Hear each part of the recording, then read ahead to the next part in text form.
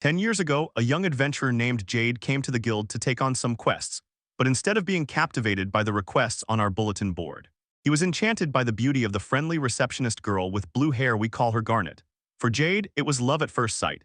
He accepted her romantic adventurous mission and confessed his feelings to the young girl. The story continued about Jade's early adventures when she was still a novice, and quite pleased with herself after dealing with a single small slug in the forest. He had a smile on his face. As a young traveler, Jade marked his victory as a top-tier adventurer of the flowerbud rank. It was another step closer to his dream of becoming a great traveler. To achieve this, Jade had to collect moonstones from deadly monsters and gather their lifeless bodies from Aether.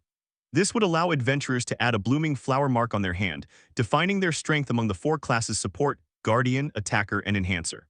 Jade proudly bore the title Flowerbud but belatedly realized the moonstones had small cracks, so the reward would be less than he expected. But this unfortunate event only fueled Jade's enthusiasm. He vowed to do better and eventually become the best hero and traveler in the world. No one had such experience. Jade, a guild adventurer from the capital, sought out the receptionist to claim the reward for the moonstones he found near the open window number 18. When Garnet's enchanted face met his, the shy boy blushed and shuddered, looking at her attractive facial features, ones that involuntarily drew attention and sparked interest in everyone. Being a young traveler, he found time to admire Garnet's cute dress and her impressive appearance. Finally, he noticed the name embroidered on her chest and learned the name of the pretty girl, the same one Jade should have understood long ago. Because he loved Garnet. However, her silent gaze was also surprisingly threatening, so the registrar asked if there were any problems. But the main thing, he finally heard the angelic voice of Garnet, even if the price of this gem was halved. Jade hurriedly set aside his own dreams to become the greatest traveler. His thoughts were focused only on his beloved Garnet. He hoped they could talk again. Jade took another task from the Adventurer's Guild planner to earn more rewards. After he completed one, he got closer to the object of his secret admiration, Garnet. It is no wonder that Garnet remained in Jade's thoughts while he carried out dangerous and deadly risky missions. Over time, he managed to cope with everything, and the little boy grew up. 10 years have passed since Jade first met Garnet. The stone golem chased the two travelers, driving them into a position where their lives were at stake. They desperately unleashed all their power, enhanced by magical buffs, to directly destroy the giant monster. But it had no effect. It could neither damage nor knock her down. True high-level parent travelers took 7th place and also weakened their own efforts along with supporting companions. So they fled with all their might and broke free from this impressive encounter with death. The stone golem exploded right before their eyes. The girl could only guess that it was her grandfather using some secret technique or something else, apart from what actually happened. It turned out that the adventurer Jade, who was in 10th place, had already arrived and saved them at the very last moment, defeating the giant golem. Both were shocked that the famous traveler with the highest rank was here. It turned out Jade just wanted to crush the monster, and the main reason seemed to lie with Garnet. Especially because Jade smashed the golem to pieces by throwing a stone, instead of using his precious blade given to him by Garnet. The adventurer, who was placed 7th, decided that it was some kind of self-discipline, but we all know the real logic behind his decision. Eventually, he touched the sword of this country and gave it to him, and Jade, on the way back to the capital, felt the presence of her beloved beside him. Jade advised the curious girl not to slow down and to continue relentless searches if she wanted to become stronger. That was what her parents ordered her. The power of love shocked Jade and made him wonder where she knew the real reason from. It turned out that the 7th-ranked adventurer was talking about love for people for the sake of peace, not about a romantic feeling directed at the reception. Finally, Jade arrived at the guild hall of the royal capital, dragging a large monolith that impressed the adventurers, those who truly admired him. They were also impressed at this young man. They called him a selfless hero, but he went to the regular queue instead of the special one reserved for high-ranking adventurers and did it without their knowledge. Jade felt awkward and nervous. Then he waited for his turn, and when fear did rise, he did not let it take over him because there were moments to speak. To touch and get all of Garnet's attention, that was exactly what Jade desired and lived for. In panic, Jade handed the monolith to the receptionist, stating his name, and gave Garnet the opportunity to mentally examine the amazing material from the conquest of the golem. Jade enthusiastically rode the wave and repeated again that he was falling in love. He used this moment to glance at the girl he loved and envy the stone. Even Garnet was looking at him. The way the receptionist closed her eyes and examined the manor's stone from every corner was truly a beautiful sight for a traveler who was falling in love. When the inspection ended, it was extremely humiliating, and Garnet reluctantly handed over a check for 50 million. Despite not wanting to say goodbye and let this moment end, Jade refused to bother the reception any further, although he hoped their relationship would eventually turn into something ordinary. Once Jade collected his reward for completing the quest and fortunately touched the girl's finger in the process, forcing him to keep a poker face, look her in the eyes, and scream with joy and frustration because it all ended so quickly. Despite Jade's plan not to cash the check, he settled in his house himself. But before that, the heroes were assigned one more task to repeat this again, hoping that someday it would turn them into good friends. With that in mind, Jade left the Adventurers Guild and set off on his mission unaware that Garnet was also replaying their previous romantic encounter in her mind.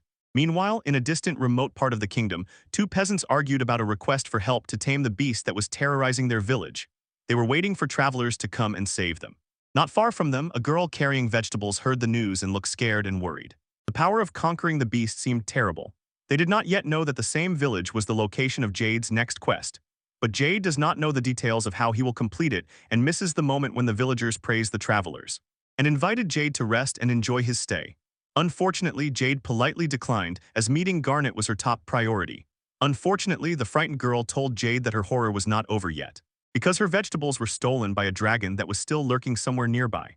The middle-aged man immediately apologized. He decided that this belonged to the girl's childish imagination. But Jade took the matter seriously and asked the girl in which direction she had seen the dragon. As soon as he found out, Jade informed the villagers that he was investigating the area and would look for signs of the beast. He assured them not to worry and not to cause any additional problems, because that is how adventurers are supposed to be when night falls. Jade catches the flow of thought that the dragon's appearance might seem like a herbivorous monster, but his assumption is broken by a terrifying voice. It orders not to take another step, and just leave the food offering, which must be avoided so as not to irritate or bring about unwanted consequences. But despite everything, Jade follows the voice, and quickly rushes forward only to see, instead of the fierce winged monster he expected, there stands a small child in disheveled clothes. Jade wonders what this lonely little girl is doing here and here of all places. He recalls the voice's earlier command and realizes, perhaps this is one of the rare dragons that can transform into humans. But unfortunately, she is no longer a monster. In the end, Jade thinks, if she really is the leader of the dragons, then she needs to check this and threaten Jade to devour him completely. Jade knows if that happened, he would be strangled immediately. So he prepares another question to find out why this little child has a human form. Apparently, the reason is that she does not want to be satisfied in her original body and turn into a vile creature. At least this will allow her to hold out for a few days with the stolen vegetables. Even a famous human hero feels overwhelmed and devastated by the girl's pitiful condition.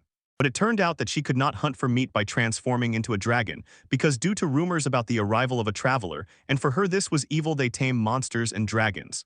As a result, Jade agrees. The child returns to her beast form only when stealing vegetables. But this question frightened the girl because it definitely meant that the travelers already knew about her existence and could quickly and not so kindly attack this place. She still hoped that Jade was the person who would save her from those conquerors, until she heard from the young man that one of the travelers had stayed too long, a little longer than a little dragon needed to digest the amazing information in her head.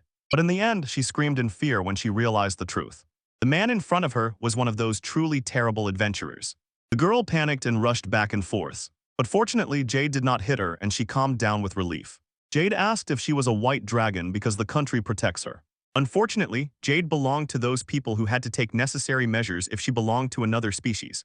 So the child immediately ran outside to prove that she was a white dragon, and Jade followed her, stopping her at the moment she was about to undress. Instead, she captured Jade, showing her her true enchanting form. I confirmed that both of them have purity and mystery in their gaze. The eyes of this young man confirmed, the vegetable thief is not just some monster, she is a white dragon who can turn into a miserable place. So they entered the house where Jade taught the child a little history about her lineage, about how it long saved their country. And it was impossible not to mention that his sword was carved with a dragon symbol as a sign of respect. Jade suggested she meet the king and get protection from him. And the nameless girl seemed really inspired by this idea, so the next day they set off for the kingdom castle. The child looked very excited during the journey. But as soon as they reached the doors to the king's throne, they immediately became nervous. But both eventually went in and met with the king of the kingdom of Sundil, who decided that Jade had finally come here to accept his offer to become his successor and belong to them. Unfortunately, the problem was not with the ruler of this country. When Jade showed the child she had brought with her, this allowed her to present herself as an innocent, intelligent, independent white dragon who can dress and eat by herself. Of course, this insignificant person took the upper position when conducting her icy self-introduction. But we can all forgive him. He showed gratitude to the king, who acknowledged his country's debt to Jade and the white dragon. But the problem remained: the king could not let the little dragon roam freely in their capital without supervision. And because of this, the child trembled with anxiety. Jade decided not to leave the sad girl alone, so she took full responsibility for caring for the child. The king agreed to provide protection and the problem was finally resolved. They quietly and meekly stole some vegetables and left the castle. The nameless girl thanked Jade for agreeing to be her guardian. This made Jade think about what to name the child, but the nameless baby gave Jade the right to name her herself. So the researcher came up with a simple name Doromi, and the white dragon gladly accepted it. Since then, she practiced calling herself by this name. Unfortunately, as soon as they reached the Adventurers Guild, Doromi's excitement sharply dropped. There was a dragon so angry that it immediately agreed to stay outside, while Jade meanwhile reported at the reception. The faces of the evil adventurers still troubled Doromi, but he glanced at Jade from the window outside because he was worried. What if her protector was already there, and if this dragon spoke of danger, then trouble might happen? That bittersweet love he felt at that moment was the same as Doromi had seen. Jade talking to Garnet, and her face was full of joy as if she were a child again. No wonder that beautiful receptionist enchanted them as well. And her incredibly beautiful smile made the girl think that the frightened Adventurers Guild might not be so bad after all. Then Jade finished her report and it was time to return home. When Doromi found out that her guardian had not done so yet, they returned to their home about a year later. Because, as is known, she was busy wanting to meet Garnet. Of course, Jade promised to return home more often. He escorted Doromi back to her house and enjoyed the scenery along the way until they reached their destination. But since the lights rarely burned in Jade's house, the woman beside him could not help but wonder if she was finally home. A few minutes ago, Doromi told Jade that his view of the Adventurers Guild, which he owned, had improved because it looked so happy. When they left the establishment, he did not understand this. The only reason Jade was beautiful was the reception. The great hero bathed in his imagination and in the memory of how beautiful Garnet was. But Doromi could not wait. They were not yet at Jade's residence, so first they had to make sure it was really the same shiny house on the corner.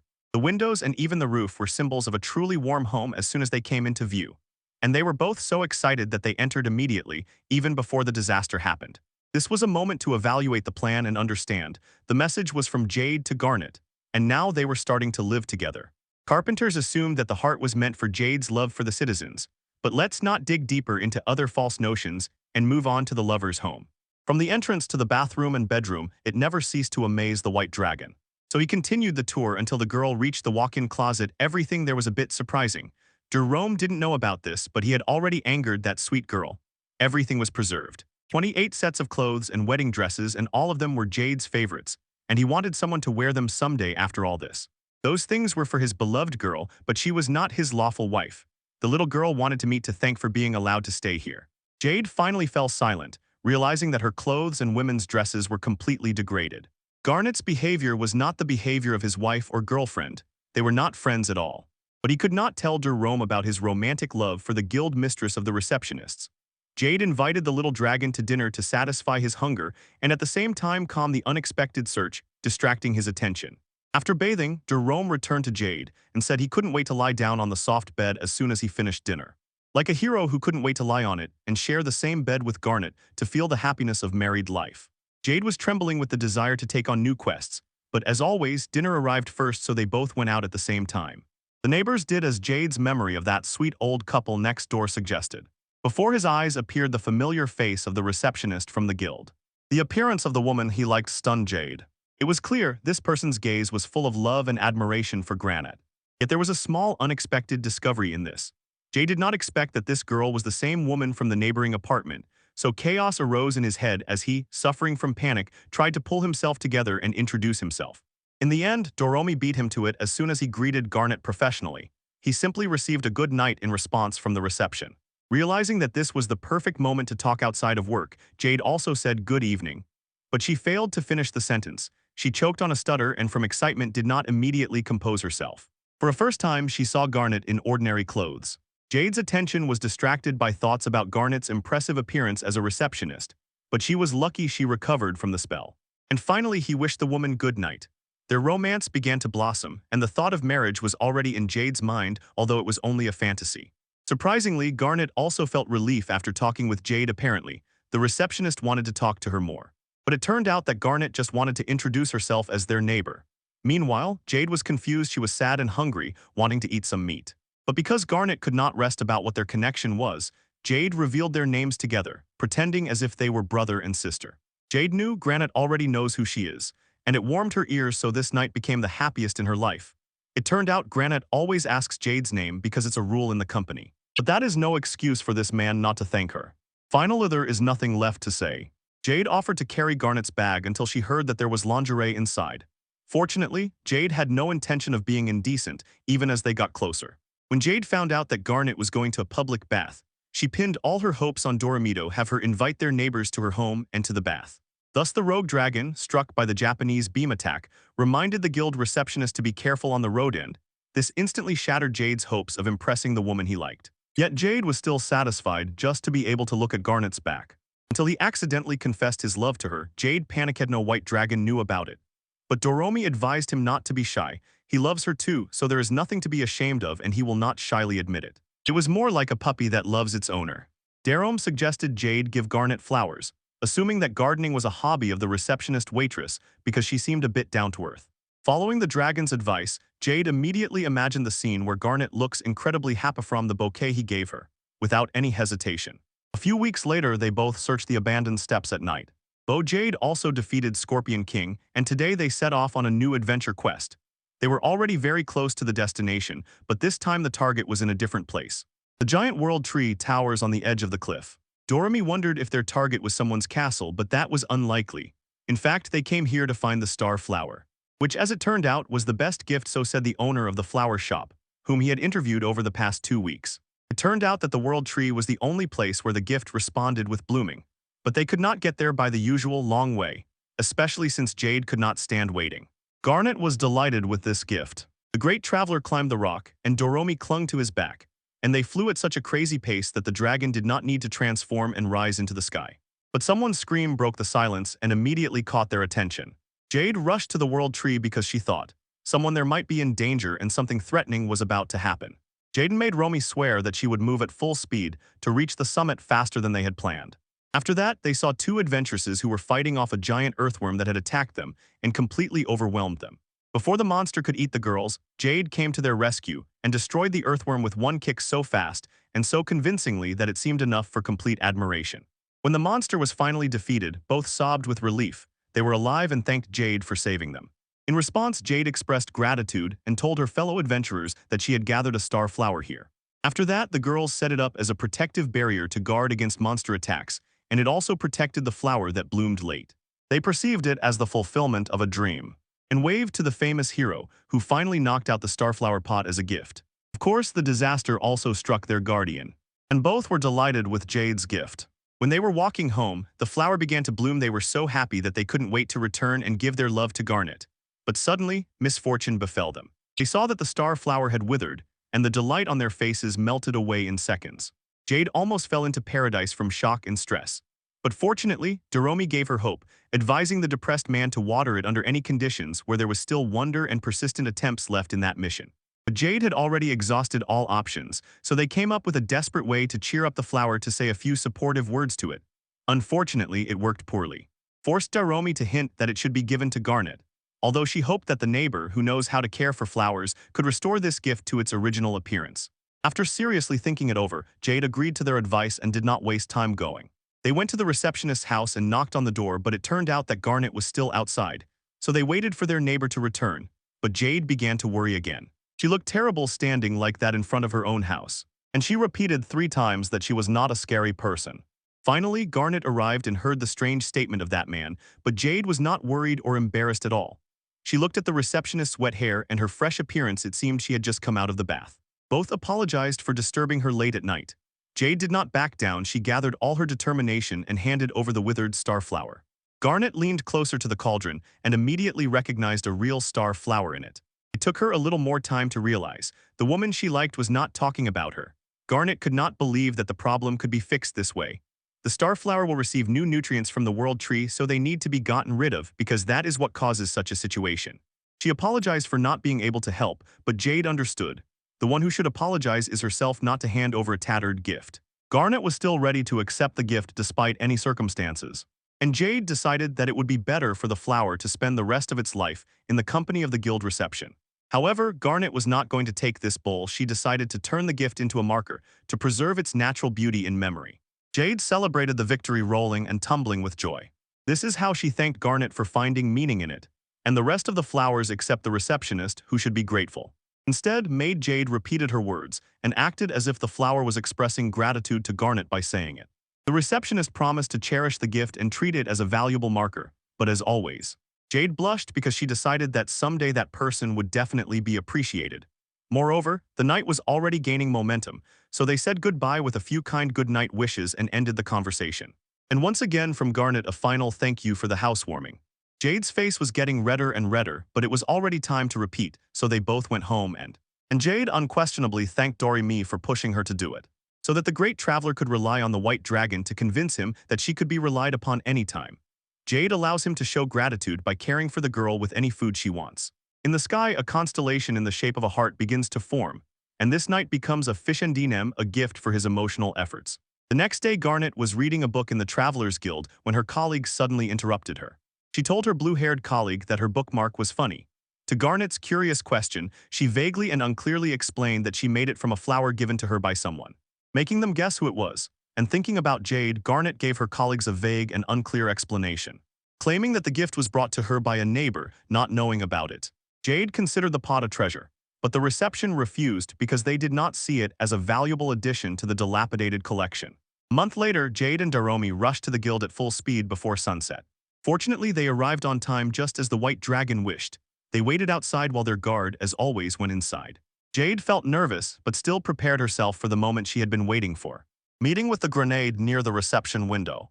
Time was not wasted, and the great traveler handed the moonstone to the neighbor, let her check the quality of the trophies from the Chima conquest quest. Suddenly, the young girl's stomach rumbled. When he examined the moonstone, they both fell silent, and Jade wondered where that sound came from.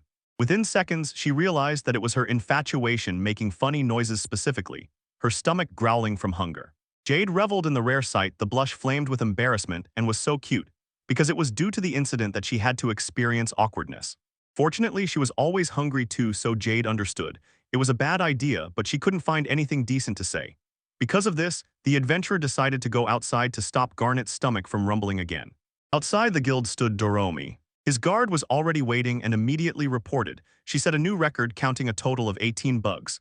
They celebrated this by eating outside the house. When they entered the restaurant, they realized, right now besides them, there were no other visitors.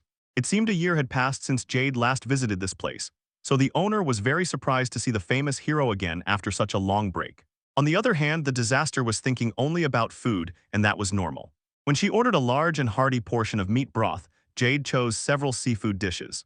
After a few minutes, the delicious food finally arrived. And it was their lucky day, especially for Jade, as it was her last order. Without further words, they started eating and chewed everything to the last crumb until they were full. She enjoys it, praising it as the tastiest, and recalls the seafood and soup they both ate, still luxuriating in her own dreams about the flavor of the dish. When a new client burst inside and sat next to Jade, it shocked her. The woman who came turned out to be a guild receptionist. They were all waiting specifically for her. This made the traveler wonder why Garnet came to this restaurant. Maybe she came for a dinner date with me, as Jade guessed. Jade overheard Garnet ordering her usual food, so it turned out the registrar was a regular here. Jade wondered what the neighbor's food referred to, only to find out she was no longer there. It turned out Garnet wanted a plate of seafood that had been sold out. Jade inadvertently disappointed the woman she loved, and for her, this was unforgivable. Jade voluntarily took the fish to be prepared for the owner, but unfortunately gave it to Garnet. The restaurant owner decided that this was truly a big mistake. Now Jade must belong to everyone and do work for the restaurant. But Jade did it not for him. She convinced the owner to allow her to buy the ingredients herself. It seemed impossible, for now the supplies were gone because dangerous monsters lurked on the coast. Even that annoying white dragon who stole the vegetables could not forgive the sea monster. The same happened to Jade. She asked the guild receptionist if there were any tasks for this creature in the conquest raid. According to Granite, there was one made specifically for adventurers of rank 6. But since Jade was low-level Jade, she could not afford to take this job, and waiting for her quest to reach rank 10 was also impossible. A thought crossed her mind that if Jade did not treat Conquest as a Federation mission, what would happen then? If only she went fishing in the sea and accidentally encountered a monster, and then, defending herself, finally destroyed it, then everything would be fine, as Jade would say. He decided to go to the sea and catch fish so that Granite could enjoy his favorite delicious seafood. Soon Jade and Darom headed to Jade's villa near the place he bought 2 years ago because of the beautiful sunset view. Even though she removed the details about Granite's adoption to make him fall in love not just with the view. And with her too, eventually everything turned into romance. They would kiss like this until the end of their marine journey. However, their goal that day still remained in place: to take the fishing gear that Jade once obtained for Granite and their child so they could enjoy it. Jade didn't even think that this could be used to tame the monster. He could simply go fishing with Doromi until the sea creature finally surfaced, gather the ingredients, and then they will have a quiet dinner with Garnet. Then Jade will do everything quietly, hint that he caught a fish, and turn up the charm on the receptionist to bring them closer. That's the whole plan for now, at least. Finally, the fishermen entered the harbor. It seemed that a gloomy silence prevailed there. The atmosphere became heavy because the sea monster was hiding. It seems Doromi is the only one who survived. How he told them about their journey with the transport. Of course, Garnet also had a small boat. But let's leave all the misunderstandings that have already happened and watch the sunset so that it comes alive without going on endlessly.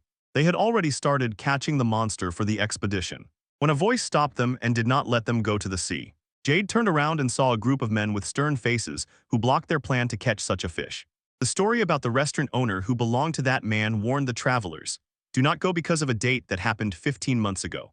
Despite the threat of the monster, Jade decided to keep the course, although she knew her small boat would become the best bait for the kraken. Time was also becoming a problem, so Jade gave the fisherman a wallet with coins to rent a large ship and allowed him to use it for the mission. Although the ship owner initially refused the tempting offer, he changed his mind after learning about the misfortune that Jade experienced. They thanked them for their opinion, and there were no longer gloomy expressions on their faces. They decided that Jade could tame the monster. The great traveler said he could not accept the Brotherhood's request to destroy Kren. Because he holds a higher rank, he willingly defends himself and fights back when pressed. He puts himself as bait and expects nothing in return. But for their bride, he returns the same pleasure-delicious seafood that fishermen always catch. This attentiveness of Jade impresses middle-aged men. They allow Jade to use the boat for free and return to the owner the bag of coins she gave him. Jade and Doromi set off into the very middle of the sea, and there it suddenly turned quiet. No monsters appeared. The fisherman calmly continues fishing until Jade finally manages to catch her first prey. Success pushes them to suggest holding a competition, because Jade does not want her guardian to take everything. Lady Luck seems to be favorable to Jade. She manages to catch 5 white dragonfish, despite their rarity. They change fishing spots because they suspect their failure might be due to the location, and the little girl feels the seafood pulling her bait. The white dragon joyfully grabs the bait and actively pulls. Jade catches it back, savoring the victory. But their joy quickly fades when they realize they caught a sea scorpion, the very one known for its colossal strength. The dragon is stunned and frightened by the privilege of being human, and Doromi screams in horror at the unexpected encounter with the sea monster. In panic, Doromi throws stones at the enemy, trying to drive it away. One strike to the body of the giant scorpion only enrages it even more, to the point that their boat might sink. But Jade, who was already sinking, was ready for this. She had fortified the entire boat with magic that allowed her to freely attack the monster, and then transform into a successful person and send it into the abyss of the sea grave if it existed. So the fight ended quickly, and Jade returned to the ship unharmed. They celebrated the easy victory and the conquest finally settled. Both returned to the harbor, and Sean gave the fisherman a thumbs up from the little dragon, so he became a calm fisherman for the first time, able to explore the sea. Jade was wildly happy that she could offer fresh fish, turn it into ready seafood, and give it to Garnet for their romantic plan. Jerome and her guardian were hungry, so they headed to the restaurant. Until Jade suddenly saw Garnet on the way there. One thing was surprising. She addressed the receptionist with too lively an intonation, and Garnet could not remain silent without saying anything. She exclaimed that their child had come so far that now he could talk to his idol without any problems. So she told what fish they caught and how they dealt with the monster right in the middle of the fishing. Doromi's fishing adventure had already intercepted her story, and she told Garnet about her heroic deed. Throwing a stone at the monster, remaining calm and staring into its eyes, not taking a single step back. Eventually, Garnet's affection for Jade grew. She assumed that it was Jade who defeated the sea monster, so she asked if she would go to the guild tomorrow. Jade wondered if Garnet remembered her promise to take on the mission today. As always, she knew the receptionist had not said anything about it, so she became worried. And Jade did not worry about hanging out in the guild all day. The next day, Jade blushed embarrassedly, not understanding why Garnet was concerned about her safety, despite the fact that she was a strong adventurer of rank 10. Of course, there was a desire that became reality for the woman she felt affection for to worry about her. If Jade had not come to terms with the idea that in the eyes of the receptionist she was indeed an unreliable child, then in Garnet's eyes she was not only very strong, the greatest adventurer, but rather a younger brother who needed protection. Jade seemed overly happy when she asked why he saw a younger brother in her, and not a close person. She knew this happened because Garnet had seen how he grew up since the time he was a 12-year-old traveler. Because of this, Jade felt happy and grateful to Doromi and Garnet for treating her like an ordinary person. and not just one of the most outstanding adventurers, rather like a younger brother who needed protection. When Jade realized she belonged to Garnet, her brother's plan, it was no longer destined for her to become his lover. Still, it was a fatal blow to her mental and emotional health. They did not have a relationship like brothers and sisters, and if they did, it would have turned into problems. Jedi knew that Garnet was already going to the restaurant, so he, together with Darrow, invited her to taste the fish they caught, which they would give to the owner. Fortunately, the guild receptionist agreed to their offer, and this led Jade to a romantic evening. Just like that, he enjoyed every moment, looking at the stunning beauty of the woman he liked. He hoped that this date would go well, but unfortunately this experience would last forever. Everything ended in 5 seconds. The restaurant was literally around the corner. So Jade's chance to relax with Garnet, who used to be a regular visitor here, disappeared. When the owner appeared, he was already told about the fish they caught and about the success in conquering the monster that blocked seafood production. With sincere gratitude, he promised to prepare delicious food for Jade. Jade did not understand exactly whom the owner meant by those words. It turned out that Garnet gave the man a thank you flower for cooking delicious food, and it turned out that this gift was more than just a sign of gratitude. Jade asked what was happening, but unfortunately, the adventurer could no longer eat there. With Garnet, the owner decided to close the shop and live in the village with his daughter and son-in-law. Jade gave him a bag of coins as a pension fund, but the owner refused it for the first and last time in this restaurant. Jade sat very close to Garnet, even their elbows touched. And she cried because the shop was closed. No, it had just been closed.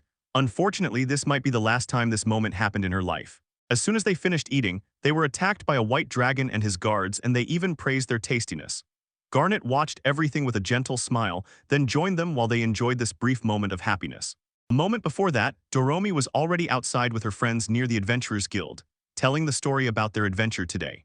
About how Jade defeated the Hydra with one blow, although it seems she noticed Jade's back. The children were impressed by Doromi's story and asked her to tell about an even more epic journey, but that was all. Because Jade finished his report for the friendly guild receptionist. Although his face was very sad, and it was quite possible that some trouble had happened. We returned a few minutes before everything started. Jade and Doromi had just completed a high-level mission and, as always, were heading to the guild. Jade was extremely happy to see his beloved the receptionist. She was not only incredibly beautiful but also very happy. Now she could keep their conversation with Garnet a secret unlike before. Maybe someday he would dare to ask her out on a date. Forget about boringly waiting for trouble outside and spend time with other people's children, while Jade goes to the reception window to bathe in the dazzling brightness of Garnet. Garnet's face was now completely different from before. Jade refused to be nervous and calmly approached her neighbor, introduced herself, and gave her the stone that Jade liked. They spent time together every day with Garnet, and a happy smile shone on Jade's face. But that smile quickly disappeared as soon as he heard the woman cough. He was very worried about her condition, wondering if Garnet had been suffering from a serious illness all this time. Although Jade was concerned about his neighbor's health, this time he did not ask anything and simply left the guild so as not to trouble Garnet with questions. Yet this might be their last conversation. We returned to the scene a few minutes ago to where Doromi saw her guardian in a depressed state and immediately asked him what was happening. The white dragon learned the whole situation and Jade's plan to obtain medicine that instantly cures any disease, no matter how severe it is. Jade refused to just stand aside when someone was suffering right before her eyes, especially since it was Garnet, with whom we were just talking about this. Doromi gave her friend full support, so they did not waste time and headed to the pharmacy. Intends to find someone who can make the necessary medicine, having the billion-dollar budget that Jade allocated for the restoration of Granite. Wherever she looked, there were plenty of eyeballs, and there was no doubt. A horror is a horror, even if it was me, the white-haired dragon. Shouting and calling to her guardian to get out of this place as soon as possible, otherwise they would become the next victims. Because of this, Jade assured the white dragon that no part of her body would be removed since she had protected status by the state. But it seemed too early to do that yet. She felt relief because he suddenly appeared next to a woman full of horror, holding kitchen utensils that were clearly not suitable for cooking. Soren asked who Doromi was, but the child was so frightened that she desperately began to explain. Her taste would not match the desires of this woman. That it was not a strong reason to be afraid. However, Soren had just cut through several monsters for medical purposes. She even invited Doromi to look. Okay, I will do it. Return this in another note.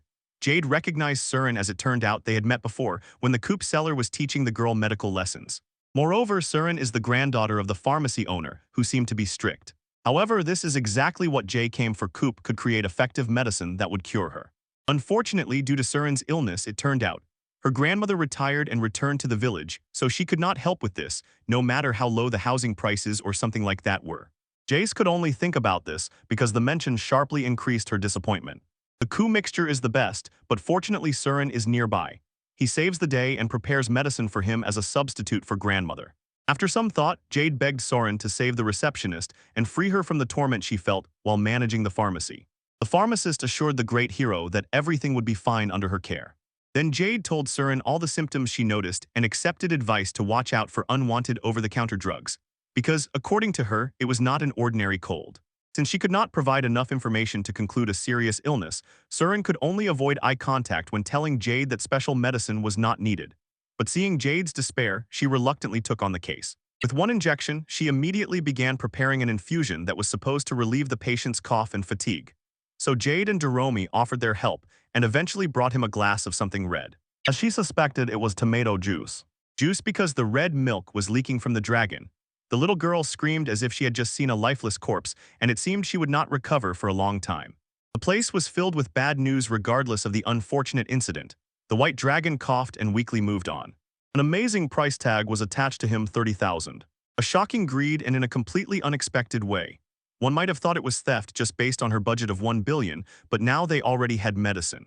Jade and Duram rushed to Garnet's house and entered at the knock, not worrying that they would be called strange. Now the main thing was recovery. After Garnet opened the door, Jade finally exhaled. The woman he loved was alive and standing right in front of him. Without unnecessary talk, Jade hurriedly handed over the medicine. Tired, coughing, and after earlier looking at Garnet's condition, he could not hold back. He showed that he was worried. He returned to the guild stunned by their reaction. Granat was fine even without treatment. As it turned out, she had simply choked on a fishbone. It was nothing serious, something she had seen before, but Jade apologized for making her worry. For Jade, it was perfectly natural to shout that he was special, and kept fighting to prove his path to the end until she finally said it. At the most critical moment, he got scared and with a cool head dived deeper into the statement about the special receptionist.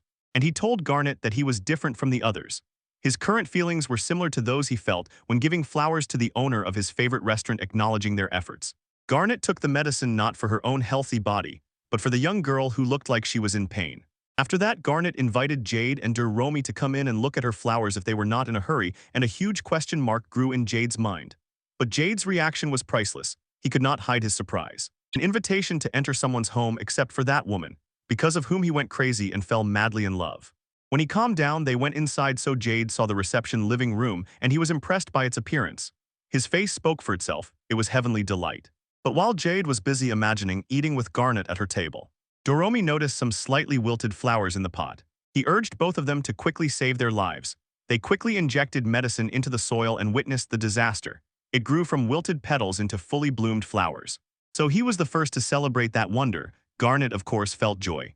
Now they looked healthier, so she thanked both for the help. But suddenly Doromi's stomach rumbled, warning that the little girl was still hungry. Garnet planned to go to dinner, so she invited both to join her in search of a new restaurant to eat at. And since their favorite diner had closed, of course, the dream became reality. It was an unequivocal yes for the great hero. She just kept smiling, which made the receptionist start to doubt, but Garnet hardly cared. Instead, she nudged Doromi and Jade to leave faster. The cheerful young man responded lively and willingly, but that's good. Let's go in an unknown number of days. Jade followed his desires and recalled all the magical events of the past few nights.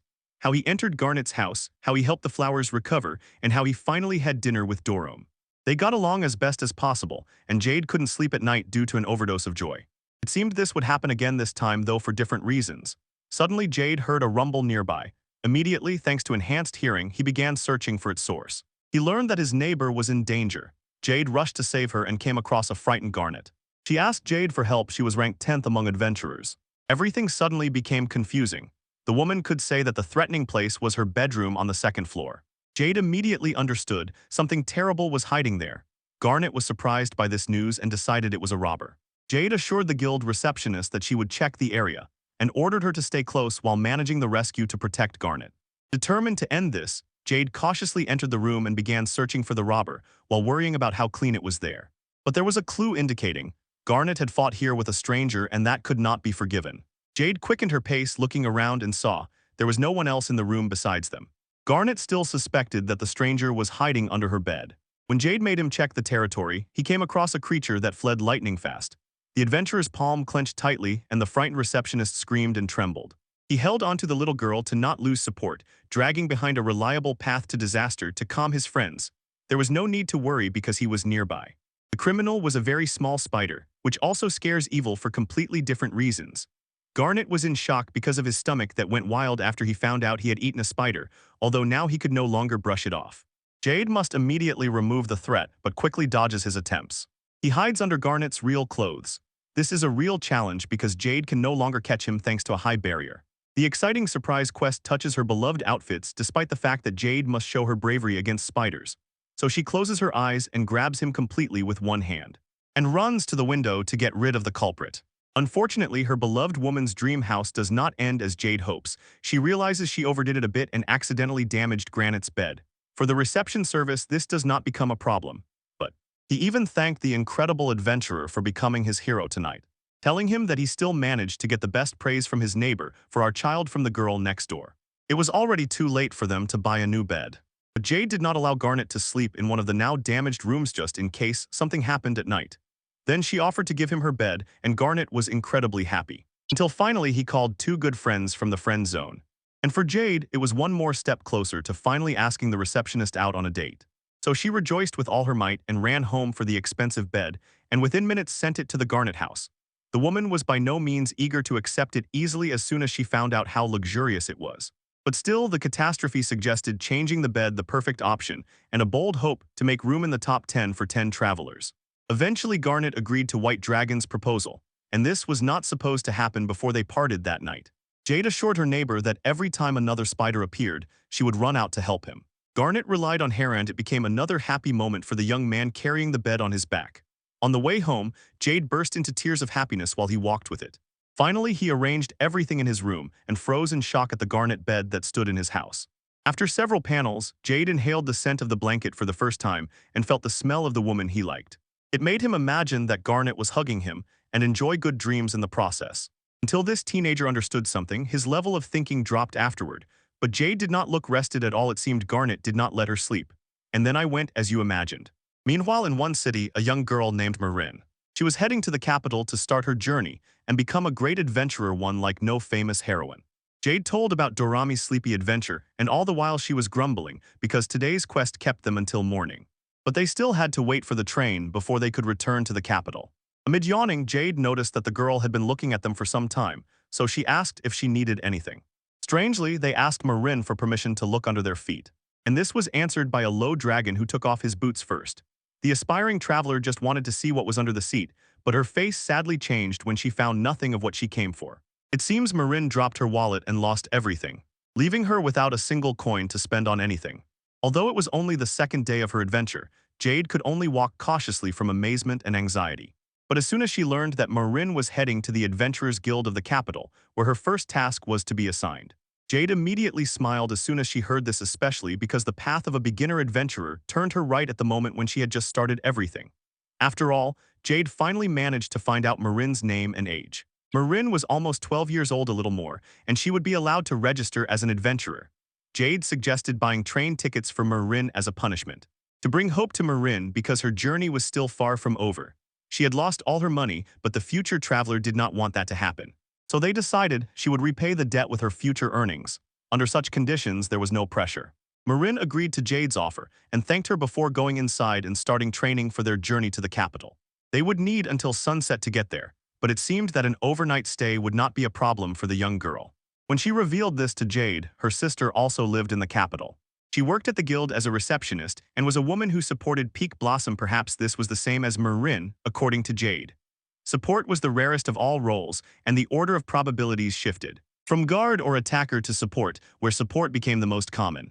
Although rarity itself probably had to happen, Marin turned out to be ready to be support, just like Jade herself, because she dreamed of becoming a great adventurer like Jade. The person Jade referred to was truly unexpected, and all thanks to these words.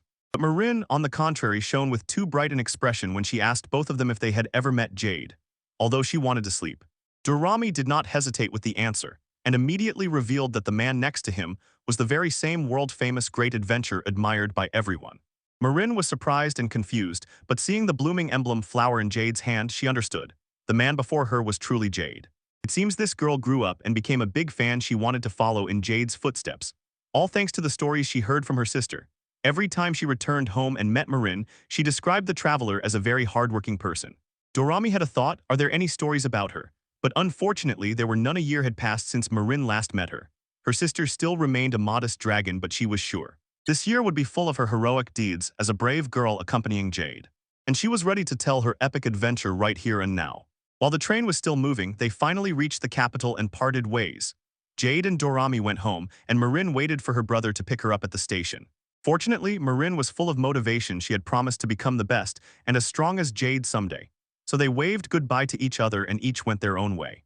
Dorami was already terribly exhausted, and the dragon almost turned into a sleeping person, though without transforming into cleaner and more comfortable clothes. If not for Jade, who was already beginning to get used to it. This is how the white dragon guardian lay down on the bed, relaxed and satisfied. Until he woke up at night and told Jade that he was hungry.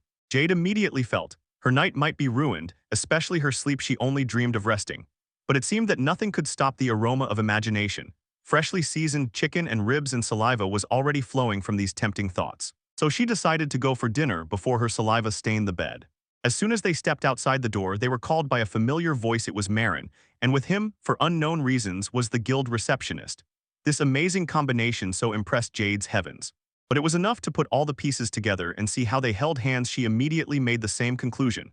Perhaps he finally understood everything. Garnet thanked Jade for the borrowed money, confirming their suspicion about Marin's existence. Younger sister Garnet, the perfect moment. Jade remembered how that little girl said.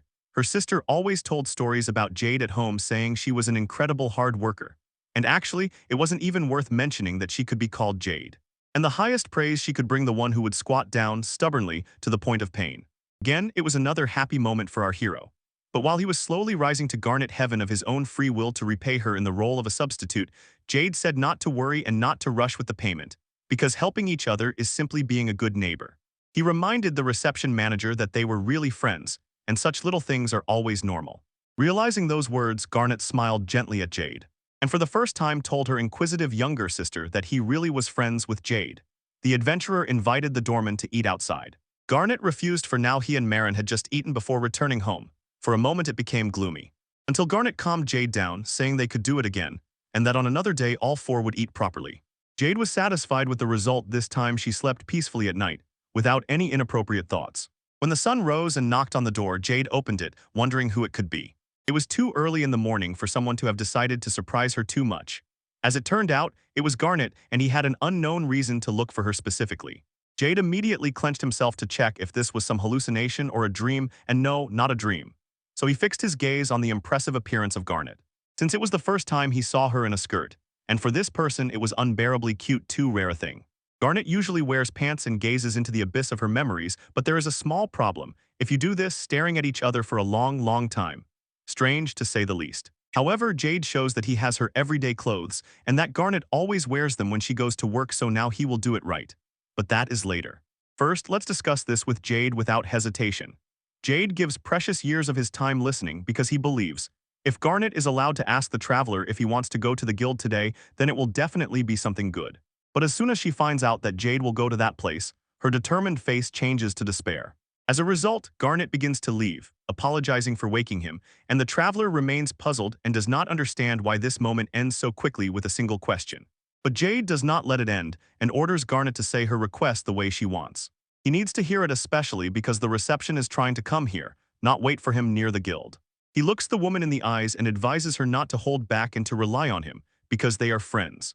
This gives Garnet the opportunity to show that she has a personal assistant to ask Jade about her sister Marin. It turns out Garnet wants Jade to take care of Marin during the day. Garnet believes what will happen to her sister.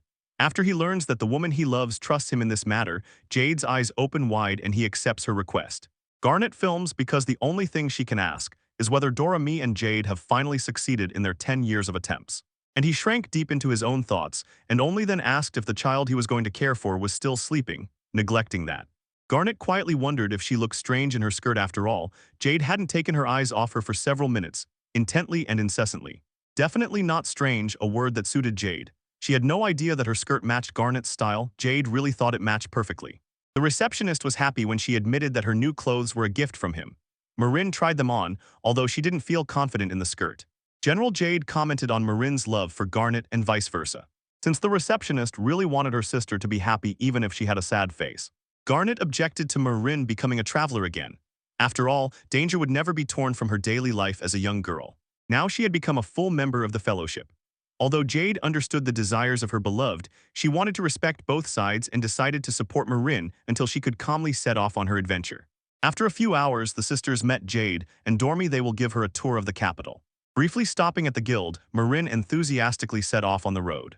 They did not waste time and quickly finished the reports, and Jade, between meetings with other children, arranged a hearing of this undoubtedly impressive heroic story for Marin. Where else can you see a girl without a crest who goes out against monsters and attacks them directly?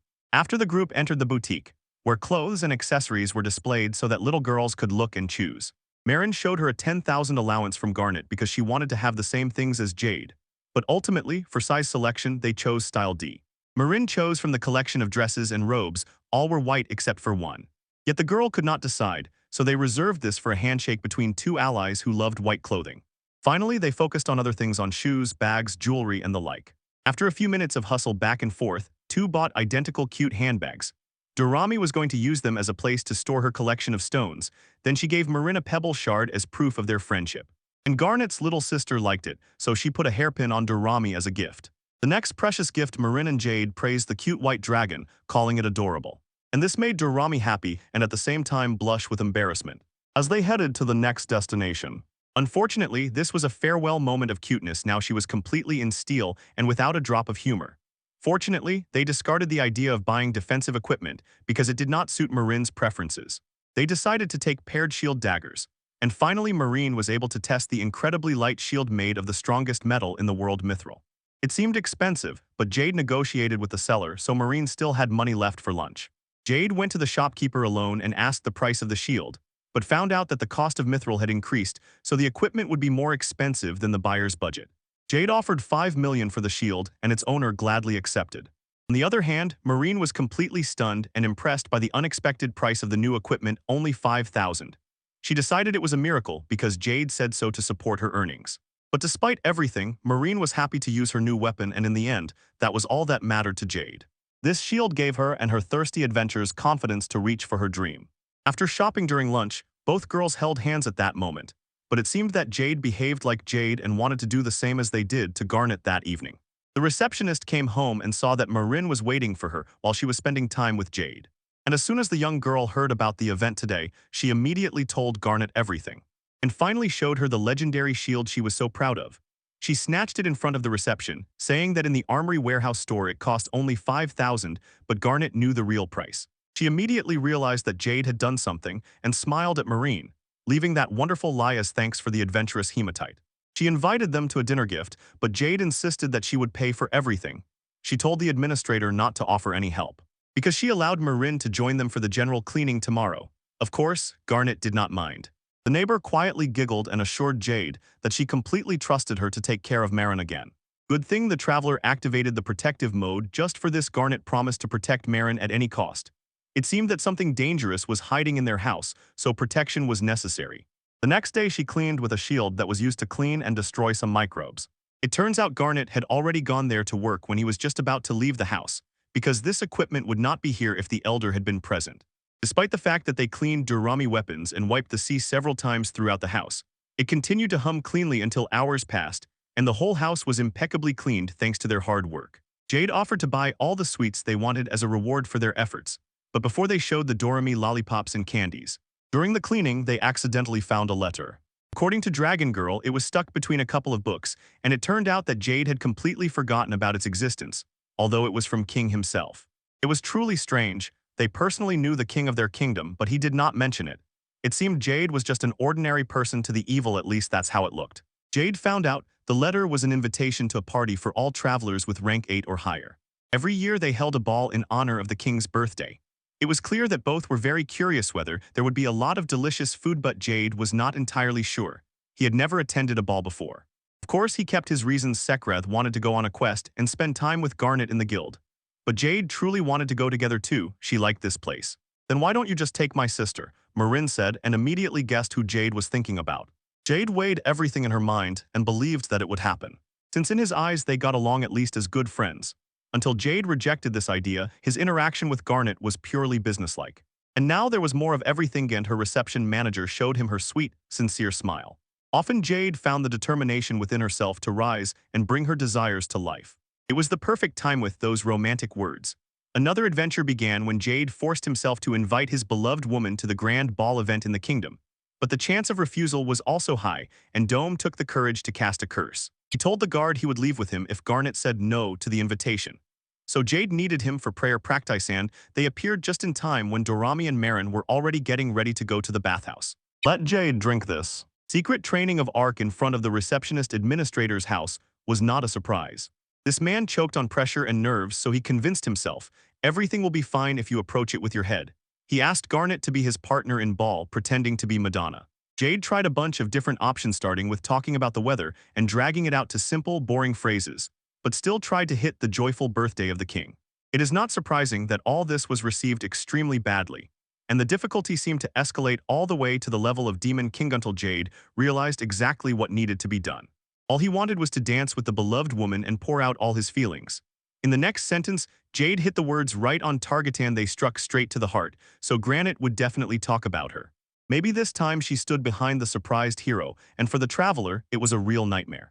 But despite her charming appearance, which the reception desk attendant loved so much, Garnet came to check on her sister while she was resting. Jade informed her that the children were bathing by themselves and had just finished cleaning up. Jade was afraid of what Garnet would say since now she seemed strange. So she checked this by asking the opinion of the reception, picking up Garnet's words. In her opinion, she is a very pleasant person, and this is an important recharge for Jade's emotional state. Moreover, Garnet also considers her a hardworking and sociable person. The children are happy that in that woman's eyes she does not look strange. But in the end, it was too early to celebrate. Garnet heard an invitation to a party, and everything turned into a strange coincidence. His secret training suddenly became something real. Jade quickly decided whether to do it or not, fearing that in the end it would destroy her dreams. But to her surprise, the secretary agreed. And the adventurer did not believe that this was happening, so Jade bombarded Garnet with repeated questions, whether she really did not mind accompanying her to the banquet with the king. Jade cried with delight, almost saying that she liked Garnet, but as always she waved it off, and in response Garnet laughed. Finally, they waved goodbye to each other, but unfortunately, Jade did not have time to fully see Garnet's joyful smile. She had already returned home. Garnet was still happy. She was practicing dancing with her invisible partner, and she said to both girls who had just come out of the bathroom. Garnet agreed to go with her to the ball, so Jade eagerly stretched to practice diligently and in no case step on the feet of his love. But first, this guy had to decide what to wear. The first attempt failed. The look turned out to be too shiny and flashy, a real fashion fiasco for Garnet with her bright clothes. So he changed into dark clothes with a cloak, but the judges greeted him with low scores. The third attempt looked good, and this time it was criticized less, although Jade thought so too, but in the end he was satisfied with it, and thanked both their thoughts. There were 5 days left until the party, and Jade spent them studying and rehearsing to impress Garnet with a dance. Garnet's look in preparation was absent, not even a single panel, although the party had already come during the day. Before Marin joined Jade and the white dragon inside her, it was because she accompanied the girl on her first mission as an adventurer just like them. When tomorrow comes, Marin wants to return home, because from the very beginning her plan was only to complete the first task here in the capital, although it is sad. Jade prioritizes her development while on the other side Misfortune is preparing to throw a celebration between him and Marin to mark Marin's achievements as an adventurer. They say they are heading to the guild registration office. She is nervous, but Marin pulls everything alone, despite being nervous. She obediently goes through the registration steps. After that, she fills out the documents given to her by Mar and hands over the magical crystal to determine what type of emblem she will receive. Finally, a flower symbol appears, and the novice adventurer can return to her friends to deliver the good news. When she manages to get the same crest as Lucky Jade, he is on the side of this girl, so he wasted no time immediately launching her adventure and heading to the mountain where she met her sworn enemy, the slime monster. She quickly slips out of Slime's grip, but after a few seconds of running, Marin uses that move as a taunt to attract Slime's attention and compares him to a chicken. This is an unforgivable insult that forces the one offended to retaliate and continuously attack Marin. Despite the power, she gives herself an upgrade. Marin finds a clever way to win, not cutting, but stabbing the sword into the enemy's side. As a result, the slime turns into a short, monotonous howl and eventually explodes with a victorious scream while Marin completes her debut quest as a flower. Now the only thing left for the traveler is to meet the pretty receptionist, ask him for a meeting every day, and eventually become the greatest traveler. Well then, this time it's Jade's turn to prepare for the party, and it seems she has achieved the perfect look for 100 of the exam. According to Dorami and Marin, Jade can't help but be nervous just a few hours before she finally fulfills one of her dreams, dancing with Garnet in the castle. But Jade still hopes the receptionist will come a little later because he still has a shift at work. A sharp knock suddenly startles everyone. But this doesn't stop Jade. She opens it and sees her love of a lifetime stunned and frozen. He looks intently at her outfit and overall appearance. He cannot take his eyes off such a beauty stands right before him. With his angelic voice, Starstruck asks Jade if she hasn't waited too long for his arrival. Gazing into each other's eyes, Jade enjoys this dreamy moment while the enchanting night approaches, and he dances with the woman he loves. Soon Jade cannot take his eyes off Garnet, and she cannot even find words, remaining stunned by the receptionist's beauty. At first, he exceeded the expectations of Dorami and Marin, but Jade could not recover from the charms that overwhelmed him. Because of that beauty, he even compared her to a bride who would marry him. But her husband Garnet anxiously asked Jade's opinion about her appearance. Yet the man needed a few more seconds to respond. He was shocked from the first time Garnet called him by name. Jade never missed and always told Garnet that in her dress she looked truly stunning. It prompted the receptionist to respond with a beautiful smile to the traveler's compliment, which again settled well on Jade's face. Still, they decided to go out now and visit the fountain in the square as Garnet demanded. It was still too early for the big party to start when they set off. When the children's party began, they celebrated Marin's success in her first mission as an adventurer and recalled the successful slime clearing the one that ended before the day darkened, and the trouble revealed itself. They once again confirmed their full support, greeted her again, although they would be separated tomorrow. Drunken version, Dorami and Marin drank a cup of milk until they were fully satisfied. Imagining the candy lollipop she chewed as a blessed gift, Marin realized she wanted to buy something for Garnet already with her own money. Just so as not to forget, the compensation from Manabado itself was insufficient. Most people had already used it to buy Dorami candies. He couldn't bear how his friend was in such a sad state. The dragon also suggested to her, let her take a task from Union now to earn the money she needs for the time being. Meanwhile, Jade and Garnet were heading to the square. When the nervous hero learned that the receptionist left work earlier so as not to make Jade wait another second. Apparently, Garnet was also impatiently waiting for the ball at the castle, not because she wanted to dance. And all because Jade's enthusiasm made her feel the same. Even though Jade's dancing skills were weak, she blushed when she heard this and assured Garnet that she would have a good time, so she would not regret joining her at the party at all. Finally, they reached the square and saw a special empty spot. But Jade had already grabbed it, admiring the view. Garnet smiled at the fountain in the background, even before they managed to sit on the bench just as Jade had hoped. Jade sincerely loved looking at Garnet's beauty more than anything in the world, so he did not take his eyes off her face, not from the famous mountain. Too cautiously so as not to be suspected of being a weirdo who did not notice the presence of Jade. Suddenly, Garnet's thoughts gratefully noted his help to Marin in her search. After all, he had been watching over her all that time. She no longer needed to worry. Jade noticed Garnet's unease while her sister wandered through the forest on a journey. So she finally fell asleep with a million questions tagged million, wondering if the reception contradicted Marina's dreams in response to Granite's appearance. Her face twisted with sorrow, and she admitted that she was afraid Marin would end up like their father, a wanderer who rarely returned home, let alone lived long. They last saw him 12 years ago before Marin was born. That is, there is a high probability that he is no longer in this world, and you will never meet him again. Garnet became a member of the guild staff to gather information about her father's whereabouts, but it was all in vain. There was no evidence of him either from words or reports. Now at Jade's request, Garnet admitted that her father's name was Onyx. This word not only reminded her of Pocket Monster fans, but also Jade, who asked if Onyx had a scar on his right cheek. Moreover, it turned out that after he defended Granite's mother in the past, he was injured, so Jade was able to confirm. It was the same boy she met in their hometown 12 years ago.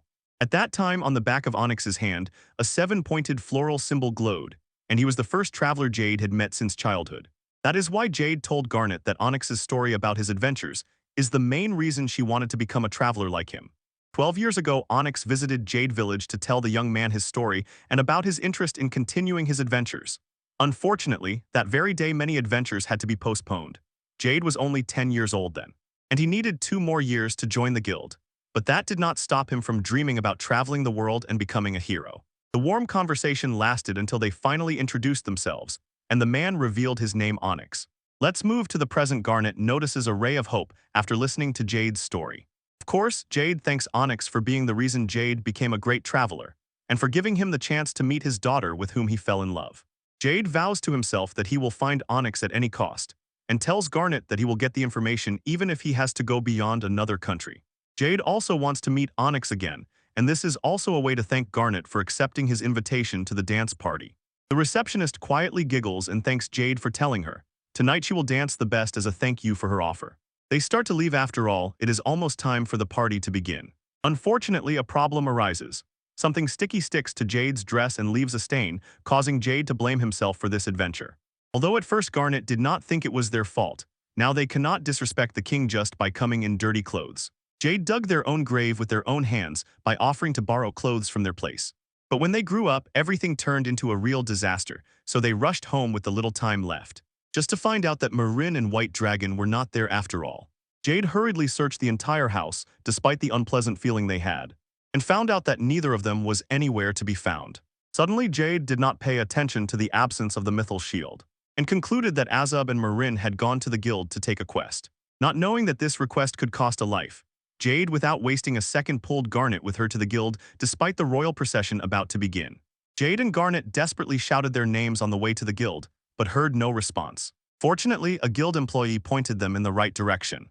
So Jade asked them about that disaster in Marin, and learned that both were enthusiastically conquering slimes. The quest that became the last task of Jade and Garnet is what they want to hear now, regardless of why the girls were in danger. Jade planned to bring them back and ordered Garnet to go home and wait for them. And what about the party? Of course, he is waiting for her to come and dance with the woman he loves, but there are more important things that need to be prioritized. Garnet understands. Perhaps it would be rude to leave the person she invited to the ball. Jade stated that this disaster and Marin are more valuable than any party, especially if it is the king's birthday. Unfortunately, the king is not here. Still, Jade is playing ball again this year. And Garnet is happy and confident she will not do that. She says with relief Jay will take care of her sister and Dorami, so she leaves this problem in his hands. Jay is very willing to take care of it in the dark forest. Marin begins to worry whether they can defeat the slime, but the darkness is creeping up anyway. She is not afraid of the disaster, she just shows it to gather good memories with friends on their last shared adventure. Moreover, the White Dragon strives to fulfill Marin's wish to give her sister reality in the form of a gift, so she tries to focus on the laser and be at her peak, carefully watching everything around. Finally, Dorami feels the presence of her enemy even if it is an attack hitting her, and possibly Marin too. Besides, there is not just one slime. And now it has turned into a terrible adventure that forces Dorami to reach for her friend's hand to do what is called a tactical retreat. Their eyes are closed, but both run to where they thought the entrance was, until they no longer see ice. Finally, the sky clears, and they manage to avoid the same famous danger with the slime. So they take a pause before Dorami begins to look for a way back to her hometown. The worthless dragon worries about her situation, but it seems these fears disappear as soon as Marin expresses gratitude and encourages Dorami to return home to finish what she truly wants, who will continue the adventure alone with her friend with the same desire she had before. Again, the happy little dragon shows a bright smile to convey the joy in her heart. This is a difficult time to calm the turbulent souls and extinguish the hunger inside them so that they can return to the capital. But hey, someone wants to join their party. And it is none other than a creature with bare wings, peacefully trying to eat some candies from both. Well, this guy looks quite friendly for someone with such scary fangs. Or not. But Dorami and Marin are really panicking right now.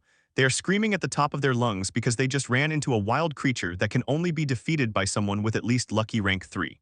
Marin knows these monsters are blind and deaf, though their sense of smell is very keen. They throw pieces of meat to distract the bear. To run away once more, saving a life. Anxiety envelops Dorami and drags fear long because they are not capable of fighting the monster and surviving after meeting it again. Finally, they find an empty cave and go inside to check if they can hide there. Despite the strange smell that makes them nauseous, not a minute passes before Marin sees the lifeless bones of another monster. This causes a catastrophe. They concluded that this was the bear's cave, which means they were still at risk of becoming night monster snacks. Dorami and Marin quickly run to the cave entrance, only to find out that everything had already happened. Too late when the winged bear blocked the only pass they could escape by. The situation forced Marin to come closer. She knelt down and reproached herself for wanting to join them at this more dangerous time. Of course, the White Dragon decided it was Marin's fault while she was wondering whether to return to her original form, considering that her sister Granite might hate the dragon girl. But protecting Marin and accepting the hatred was more important than doing nothing and allowing her dear friend to enter the mind of the Radiant, even though it was costly and incomprehensible for Marin. The girl was promised that now and in the future everything would be fine. So there was nothing more to worry about. She was here to protect her under any circumstances, and this made Marin even more confused. Dorami took off her clothes to lead Marin away from danger while she left, leaving all her valuables behind, and only then burdened herself with the cost of the winged bear's scales. It appeared on her skin in the form of the letter D, and her transformation started with a strong assertion that she was a mighty dragon. At that moment, Marin could only watch in awe as her friend, seeing the dazzling light spinning and shaping the mystical white-winged beast monster, roars to start a counterattack and protect her beloved friend. Almost in a frenzy, Dorami glanced at the blind bear and dashed straight at him with inhuman speed so fast that he didn't have time when the monster sensed the deadly attack coming from the dragon's claws. She slammed the bear against a tree and immediately knocked him down. This made Dorami the winner. Moreover, he managed to protect the last children of Garnet. Now only one thing remained, to escort Marin to the capital. But knowing the truth about Dorami's identity, he feared that she would either refuse to do so or, even worse, break their friendship right there. And then Dorami regretted that he had suggested Marin take on the mission. For if it were not for the deep reflections of the white dragon, they could have enjoyed their time together and not let the party die down. In her sad human eyes, tears welled up, because she hated how painfully this farewell moment was tearing apart. When sadness covered Dora, Jade's voice echoed like an echo. Jade finally manages to pick them up to take them back to the capital. Just a few seconds ago, she heard the rumble of battle nearby and rushed there, but it turned out, the trouble was already over. The Clash and Dead Sea are safe. Although the white dragon had to, against his own will, turn back into human form for this to happen. Jade saw Marin and asked if she was okay. Instead of answering, the girl fell to her knees and burst into tears, apologizing for taking on the quest at night.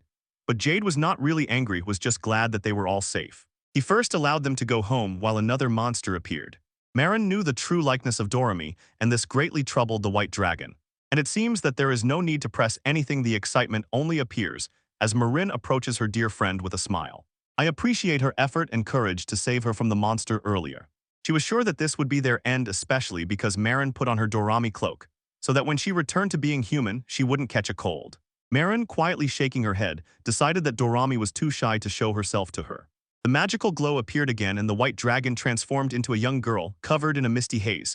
This was her current form. Are you worried, Dorami? Marin asked. Aren't you afraid that in the end you'll become a terrible dragon called a monster? In the end, everything came down to rainbows and butterflies, when DY found out that Marin would treat her as a friend.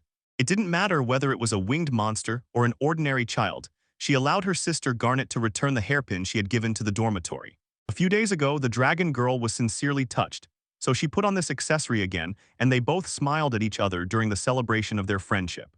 When it was time to go home, they realized Jade was here instead of enjoying the ball together with Garnet. And they finally found out that she was looking for them. As soon as she learned about their disappearance, Dorami apologized, especially because she fully understood how her guardian was happy at the chance to dance with the woman he loves. And Marin felt the same, even blaming herself for everything. Of course, Jade was not angry at either of them. For her, their safety was more important than anything else. Besides having to see Dorami and Marin blaming themselves for their own weaknesses, she was initially forced to find soothing words for them. Jade told Marin that she was not weak at all and that she understood the dangerous situation and how to escape Dormi very brilliantly. Her courage and bravery protected Marin. Jade acknowledged this, and it seemed these words convinced both girls. So Jade made them go home and report their safety to the worried reception manager, who couldn't wait for them at home just as Jade said. Garnet waited inside until she heard a scream from the door and saw both of them entering the house. She immediately focused on her sister and was happy to see her again after such a long separation. Anxiously, he hurried to Marina, and as if throwing himself into the arms of misfortune, met them back with a smile and a few relieved tears. Their response to the apology was disputes about who was to blame because, essentially, both insisted that it was my fault or something very similar. Garnet was the first to feel the same as Jacky, and he decided that additional reprimands were no longer necessary. It seemed Marin and Dumi had finally learned their lesson. So Granat appreciated Jade's endless help and told her to let him know if he could somehow repay her. Jade invited Garnet to a big party next year so they could still enjoy it, even though the current one just ended. As always, Jade hid her true motives, pretending that she liked to dance, leading the reception with her to suggest they dance on their own right now, instead of waiting another 12 months for the next chance. They changed the location to an empty room where they could dance to their heart's content. Music was playing from the gramophone. Jade and Garnet looked at each other and Jade finally made the impossible move and firmly took the woman's hand. For the first time, the tenderness and delicacy of her fingers captivated Jade Nebo, making her worry that he might accidentally hurt Garnet by pulling her closer during the dance. Garnet, feeling embarrassed about her blunder, cautiously approaches her partner. They exchange shy smiles, their faces just a few centimeters apart. Jade catches the faint scent of pomegranate and feels the soft touch of her partner's chest and breaks into a restrained breath of excitement. Romantic music in the background creates the perfect mood as they finally begin to dance. Both are completely absorbed looking into each other's eyes. They savor the moment when their unrequited love finally turns into a beautiful reality. Anxiously, he quickened his pace toward Marin to finally embrace them and at the same time feel the impending doom. He met them back with a smile and a few relieved tears. Since their response to the apology was an argument about who was to blame, because essentially they both insisted it was my fault or something very similar. The first thing Garnet felt was the same as Jacky, and he decided that additional reprimands were no longer necessary. It seemed Marin and Duomi had already learned the lesson. So Garnet gratefully appreciated Jade's endless help and told her to let him know if he could repay the favor. Jade invited Garnet to a big party next year so they could still attend it, even though this one had just ended. As always, Jade hid her true motives, pretending that she enjoyed dancing. Lead the receptionist so that she suggests, let them dance now themselves and not wait another 12 months for another chance. They changed the location to an empty room where they could dance as much as they wanted as the heart dictates. Music was playing on the gramophone. Jade and Garnet looked at each other, and Jade finally made the impossible move, squeezing the woman's hand. For the first time, the tenderness and delicacy of her fingers enchanted Jade's heavens, making her worry that he might accidentally touch Garnet while pulling her closer during the dance. Garnet, feeling embarrassed because of her blunder, cautiously approaches her partner. They exchange shy smiles, their faces just a few centimeters apart. Jade catches the faint scent of pomegranate and feels the soft touch of her partner's chest and restrains herself from an admiring breath. The romantic music in the background picks up the mood, and they finally start dancing.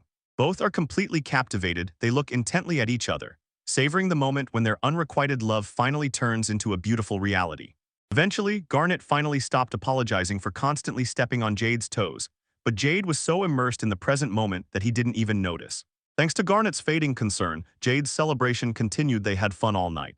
Someone's stomach loudly rumbled over the gramophone music, and it made Jade stop his dance. He wished it would last longer. However, the blush on Garnet's face made him think that growling was Garnet's business, and that they needed to immediately grab something to eat. In fact, the hungry sound came from Marin. Jade asked the frightened-looking receptionist if everything was all right and found out Garnet was holding herself back because she was preparing for their dance. Everything was fine, especially considering that the flushed face appeared due to fear and nervousness. Garnet danced with a man for the first time, and now Jade's cheeks were also burning with blush, assuring Garnet that her dance was so incredible that it could attract everyone's attention if they often went to dance parties. Jade was truly happy just because she could dance with Garnet, and he even said these words so that the receptionist could hear them, which made her very happy too. Jade, the second option. It's already late, but this person still clearly understands what they just said. It turned out that her face changed as soon as the dragon above her told Marin about her. Guardians gift a star flower for Garnet and about his efforts to catch fish, because it was the receptionist administrator's favorite dish. Then Dorami revealed the top secret of the Villa Jade boat, the one that led Marin here. The matchmaker agreed, but she needed a lot of time to finally realize. Jade truly loves Garnet to the point that she wants to have a romantic relationship with him.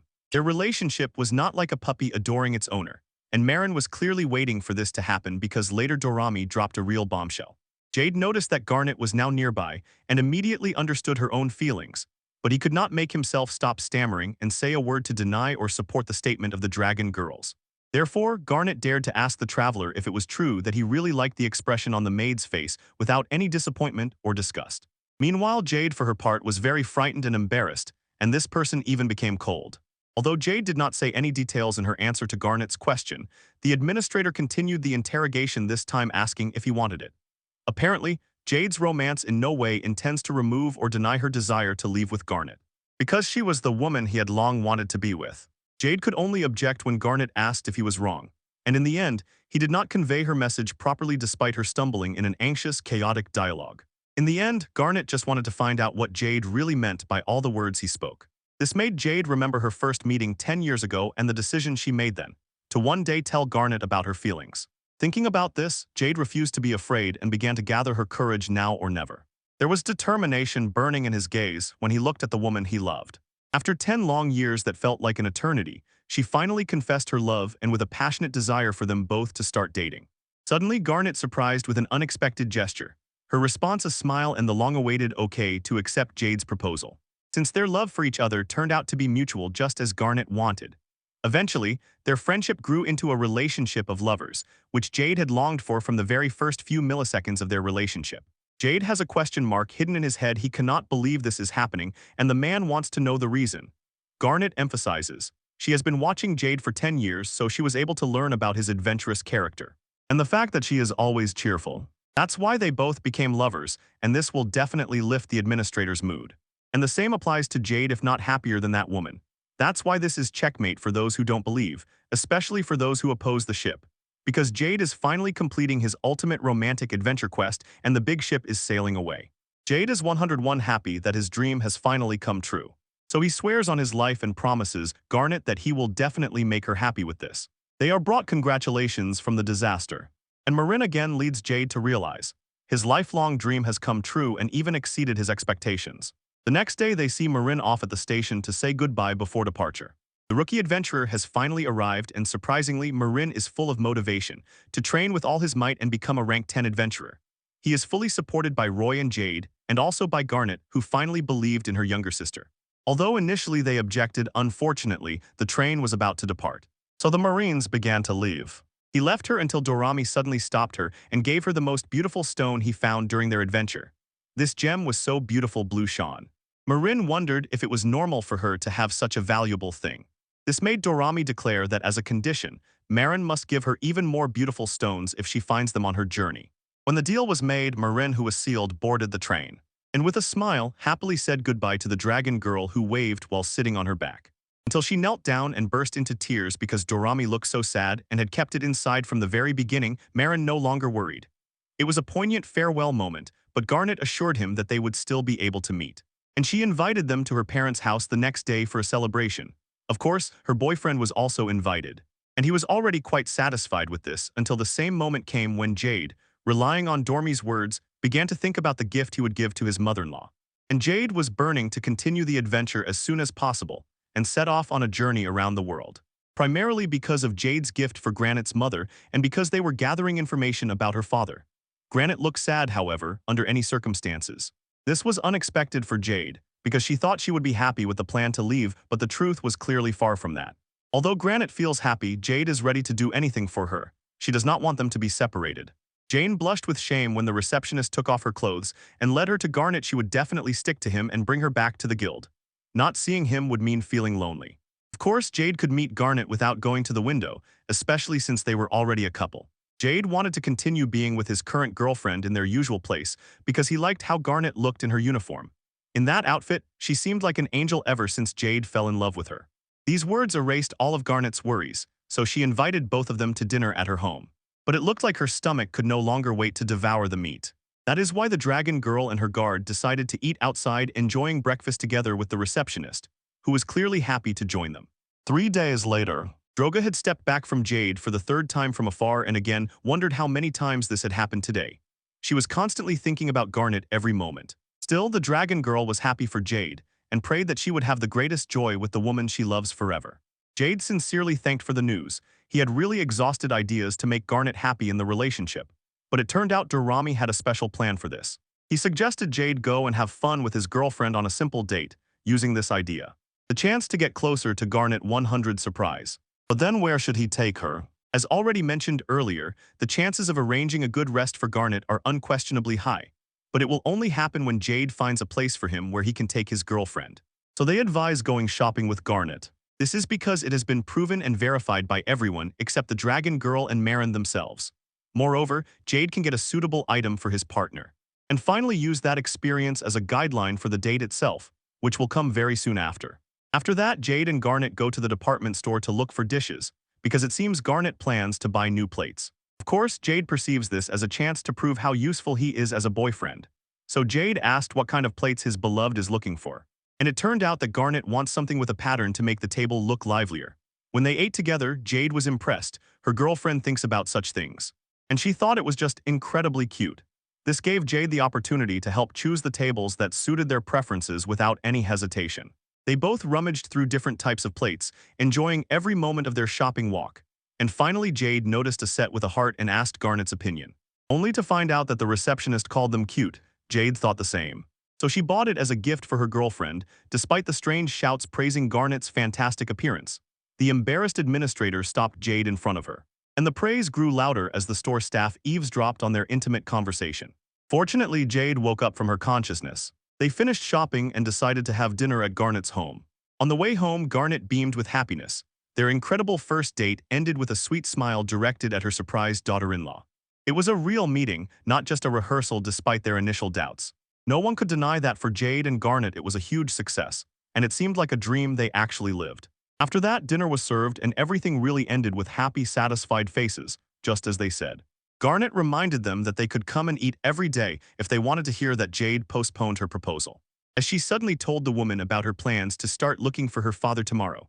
As we already know, Garnet's father is the one Jade admires most, and that was enough for her to promise Garnet she would definitely bring her father back. But no matter how much Garnet trusted her beloved, she cannot help but worry about Jade's safety. After all, this journey will definitely be dangerous. But her thoughts are strong enough to shift the very title of the kingdom's selfless hero, and with this she convinces Garnet they will definitely return home and see her again. Then she tells them about her plan to go to a neighboring country, but disaster happens accidentally. Juice spills on her glass, and she immediately apologizes for what she did. More importantly, Granat is worried about her dirty clothes and wants Dorami to change as soon as possible. Finally, she outlines the final plan, all thanks to the fact that the dragon girl turned into a princess, and the dress Garnet borrowed played its role. Obviously, Jade's friend, who once held her when she was the same age as Dormi and Garnet, is okay with the dragon girl staying herself and not wearing those things. The reason is that she is her mother, she bought them for her. Therefore, Garnet does not want to look like a country bumpkin when they go to the capital, even though she does not like it. Jade is convinced that at that moment the outfit suits Garnet perfectly. And now the dragon girl wants an honest assessment of her appearance like a real princess. Of course, it's an absolute 10 out of 10. Dorami thanks Garnet in advance. They go home, and she lies down on the bed in the dress, peacefully falls asleep calmly like a white dragon. Everything ends when she suddenly screams in horror, shattered by a nightmare. In her dream, someone causes a disaster, and Jade does not know who it is until he is reminded of it. Here the frightened girl is a monster named White Dragon. After that, their entire kingdom is the only country that protects these creatures. Traveling to another country should be terrifying for Dorami to the point of trembling so much so that she probably spilled a drink earlier. No wonder people from other countries avoid her, or maybe worse, hunters, as soon as they learn about her anxiety. Jade gave her a choice, to stay here and take care of the house without hinting that she might be left behind. Garnet did not worry about what the girl wanted. Dorami refused to accompany Jade on his journey, despite the fact that Hesh felt fear and anxiety due to the possibility of accidents. They pushed all that aside and put their desire to help Garnet and Marin, their two closest friends, first. They needed to meet their father again and make him very happy. He was satisfied that he had slapped himself. After the disaster, he dealt with the consequences to set off on a journey with Jade to a neighboring country if he still wanted to take her with him. So they decided, as soon as dawn comes, they will set out in search of an incredible adventure. But even that was enough to leave his wife and daughter alone. The next day, Jade and Dorami said goodbye to Garnet. Unfortunately, she could not accompany them to the station because of work. For Jade, this was the most important besides the fact that she herself was the very one. The one who wanted to accompany her to the guild when Jade and Dormi set off on a journey to find Onyx and return him to the girl she left behind. Yes, seriously. The second day of the long adventure had already begun and misfortune had already struck. They were exhausted both mentally and physically, yet she did not allow herself to rest in the dark forest, even though the next town was still 3 hours away. The entire way to Jade Kingdom, Jade took on a task from the guild to tame a sensitive ghost, but it seemed Misfortune had not yet learned about this, and she slipped there into the world of thought patterns, occupied with thoughts about dinner. Finally, he found out that he would have to fight a ghost, and this poor little dragon was by no means happy about it. Where it all happened, Jade convinced Arami, ghosts are not exactly ghosts, because in reality they are formless beings that transform into what their enemies fear the most. However, Garnet should already be here, considering that the ghost will turn into an ordinary spider. And yet they could overcome it with 1 or 2 strong blows. But he was worried about the worst-case scenario when the ghost turns into many powerful beast Jades. And it turned out that the frightening monster Jade Basilisk had already become something of the past now. She was calming them without a drop of effort. And it was an incredible help for the trouble. So they kept stumbling until someone solemnly and loudly snorted, echoing in the forest, and it stole the brief silence of the young dragon girl. As a result, Jade decided to check the situation, given the high probability that the frightening sound had been coming from a ghost all this time. Quietly hiding in the bushes, Jade and Dorami saw in a deep sleep in the middle of the field a very large black dragon, not the shapeless creature that Jade had mentioned. Now their enemies were not just powerful and fiercely dangerous monsters from outside, because Jade was convinced this black dragon was its ghost. It seems this type of air monster does not inhabit their territory, and they are proud enough to live in mountains that should not be underestimated. With these thoughts, Jade approached the black dragon to check how he would react and to find out which creature he recognized, so the ghost would be cautious and not attack immediately. He watched the monster intently, showing no hostile intent, and simply waited to see what the black dragon would do next. Jade's suspicion was confirmed. An enchanting glow appeared, as if announcing the beginning of an unexpected transformation of the ghost. Jade's eyes widened sharply when he saw the embodiment of the person he feared the most, and the one who could end a life with a single shot, her beloved grandmother's little one. Despite the initial reaction, Jade was not afraid at all, only stunned. The beloved grandmother appeared at the event, and the dragon girl commented on how absurd it all was, especially considering that when she saw the old woman dealing with the opponent with a series of blows, there were no scary hints. But no matter how seriously her blows hit, Jade could not defeat the ghost if it was in that form. That would break the rules.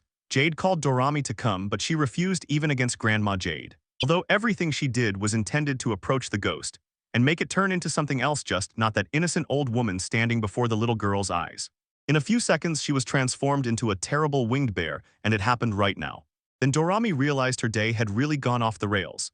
She immediately ran away, screaming in fear, because she was once again forced into an unwanted encounter with that monster from her memory. This gave Jade the opportunity to strike a heavy blow right into the guts of the winged bear. He fainted, and the fight ended like this one person managed to successfully debut. Jade gathered the moonstone and told Dorami that a ghost was inside it. The skin of the winged bear was obtained, as was the completion of their conquest. With this, they could finally sleep on a soft, fluffy bed, and no disasters, using the trump card held by the almighty Ven for their journey to the city of the Dragon Girl. Jade asked if she had quarreled with her grandmother to become the scariest person for her. But in reality, it was different. Jade supported the young traveler in her dream. Every time certain incidents flared up, Jade was scared, but at the same time only like a curious boy.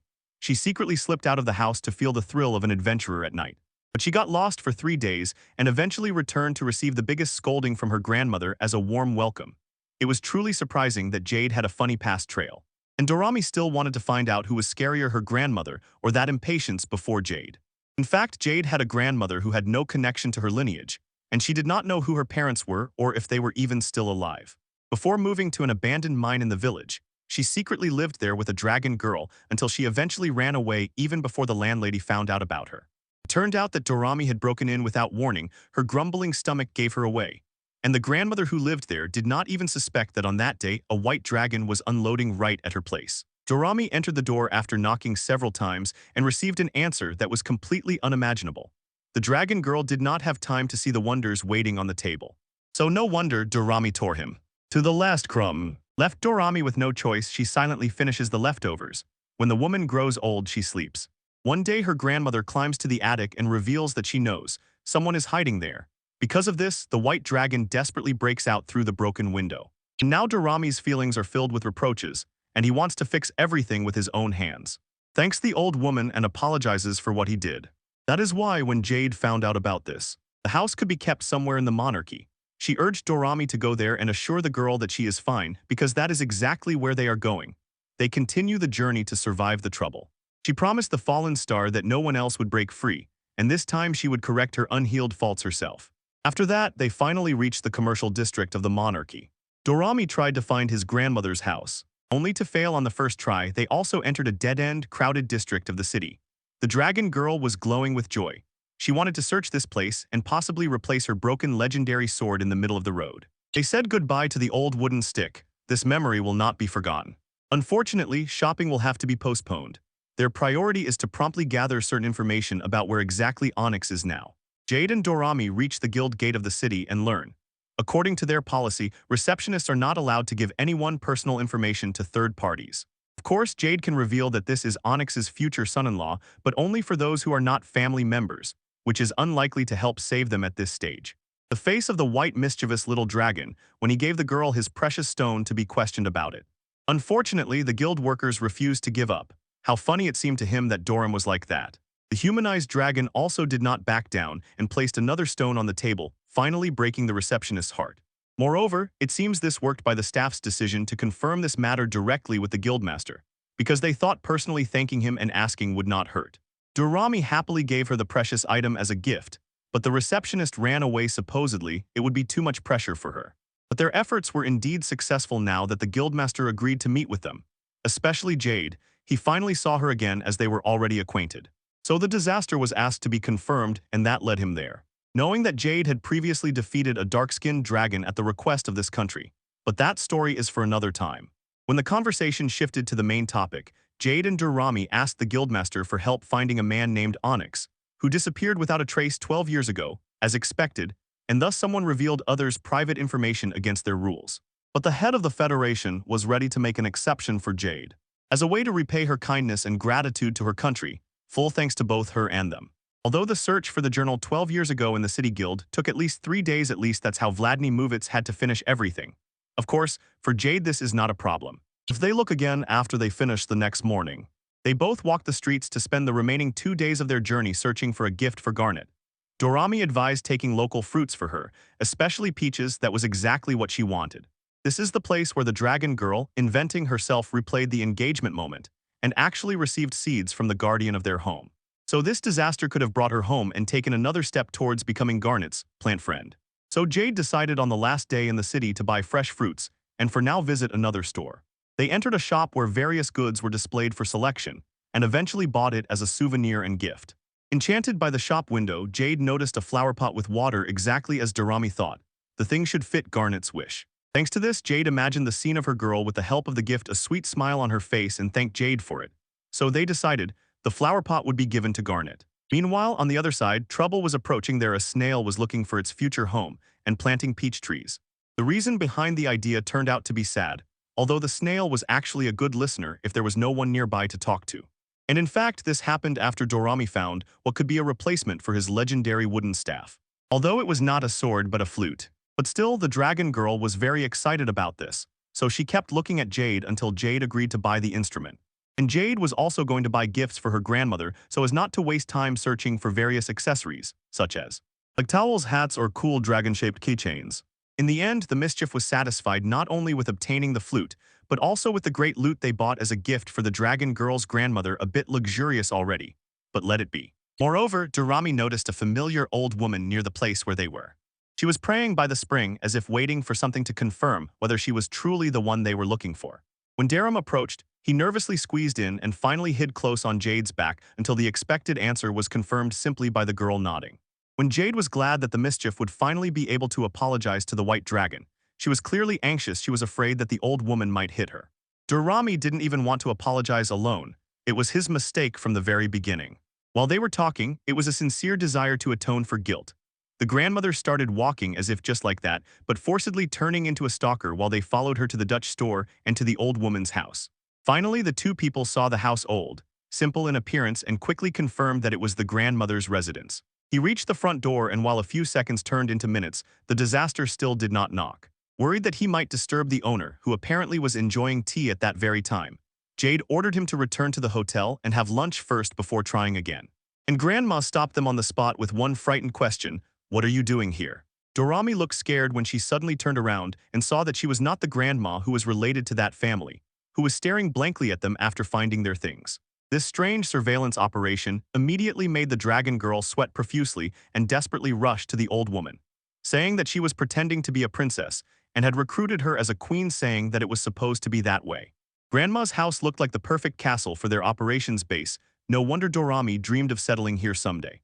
Well, she already did. But the old woman was unhappy with the girl who planned to touch the walls of her house, so even before it happened, she scolded her fiercely.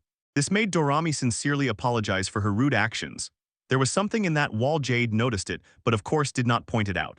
And at the same time reminded the dragon girl of the reason they came here. Finally, Dorami was able to say the words she had kept inside all this time, especially now that Grandma was waiting for her to tell everything.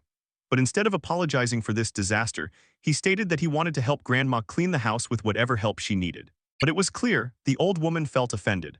So Dorami unleashed his hyper beam to praise Grandma with intimidating gestures, but in the end, it turned out not very effective. And Grandma withdrew from his antics and agreed to let the girls clean the house. Even if Dorami ordered to dust the windows, the white dragon looked too inspired, but the results speak for themselves. So he grabbed the rag and started sweeping the floor with all his might, until all the dust finally settled. Grandma came out of the room and advised Jade to let Dorami rest if she wanted to. Jade responded with a surprised look, but after a few minutes, she was persuading Dragon Girl to take a break until she found out that Dorami would not do it, at least not now, because it seemed she wanted to see everything through to the end. Although they hadn't eaten lunch yet, the general cleaning continued, and the next stop was the attic. Everything there could be more scattered than in any other part of the house. But besides that, Dorami did not waste a minute and rushed to where she had previously hidden from her. Incredibly, but the room was almost clean. Even the mattress with a soft blanket was there, although it hadn't been before when Dorami was sitting for free. This made them conclude, someone might come here tonight, but the cleaning was finally finished thanks to that person. And Dura's stomach rumbled hungrily as if in response to their prayers that, because grandmother ordered them to come down before the food got cold, so Dorami was both happy and at the same time scared. He truly deserved to eat the homemade food from the same woman he once deceived, but it would still be rude to refuse someone's invitation. So the worthless dragon, grumbling through his teeth, still obediently obeyed and joined Jade to meet the righteous look that essentially tempted them to eat.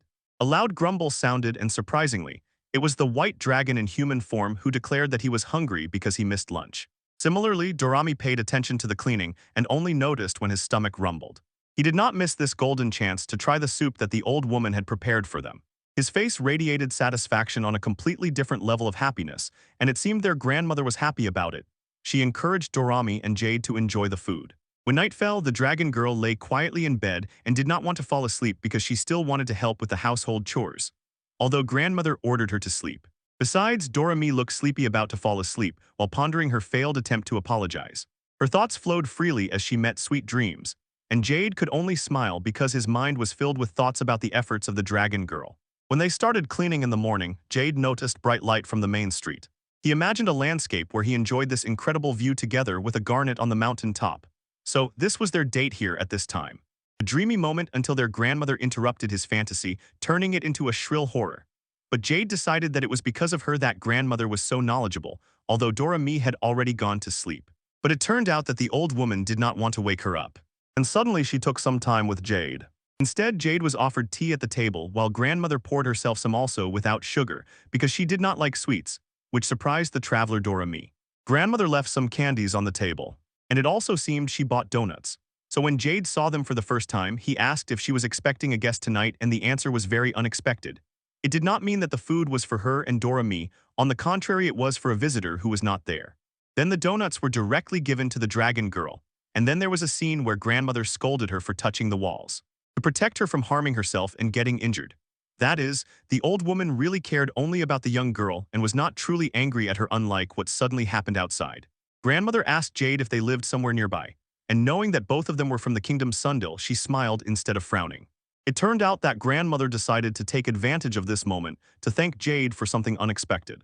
The old woman was happy about this, because in fact she had recognized the dragon girl from the very beginning. The memory of her year living with Dormi was reliable enough that she did not confuse who she was. It turned out that she belonged to that old woman, her daughter, who had previously lived with her in this house until they became independent, and now each led her own life. Jade was touched by grandmother's feelings and called it a complex experience, although she had no children of her own, at least not yet. She only wondered how it would feel in the end. Jade imagined her children with Garnet and their joy. It was a bitter moment because they would definitely leave someday and become independent. Of course, our protagonist cried, and grandmother also cried a little strangely. Despite this, she said she wanted to be with her grandchildren again but decided not to insist. She understood well that wanting them to come back home was selfish. So it was a happy moment. A funny neighbor suddenly appeared out of nowhere and ate the leftovers right before her eyes. The next day, while the old woman shook her head and pitied the girl who clearly had nowhere to return to, grandmother pretended as if she did not open her mouth and pretended not to notice her. Candy was deliberately left for her to eat together with the rest, a long memory that the woman held in her heart.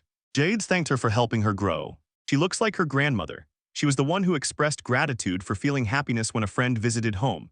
But she did not intend to tell Dorami about it. She was afraid of scaring the girl again, as had happened before. After that, all the grandmother wanted was to treat Dorami as if she were her own granddaughter. But the white dragon misunderstood everything and decided that she was angry, which caused the girl to run away in anger. Then the story. So the woman's parents were so relieved when they saw that the misfortune had grown up healthy, to make their prayers at the wishing fountain truly worthwhile, especially when the girl's new guardian turned out to be a person with a kind heart. Of course, Jade is sure that Dorami also thinks about her grandmother's kindness, but the old woman does not expect any confirmation, because for her, meeting her again is already quite enough. After a late-night conversation, Jade leaves the room, but now looks embarrassed. He already knows the truth from the grandmother's caring perspective. This leads him to the decision to become a mediator between Dorami and her grandmother. On the third day in Linvok, Dorami buys a small basket of peaches and is wildly happy. Now she will wait until she finally finishes to give it to her grandmother. Not eating a single one is already an achievement. And that is why Jade is 99. 9 sure that the old woman will do it, understanding how bitter it was for her after all, this task was really theirs. Jade ran again and again to her grandmother to make Dorami apologize faster because the longer it drags on, the harder it will be for her. She decides not to tell the dragon girl about this, but the conversation and respect for the elderly woman's choice remain. For now, he is guiding Dorami onto the right path and doing it simultaneously.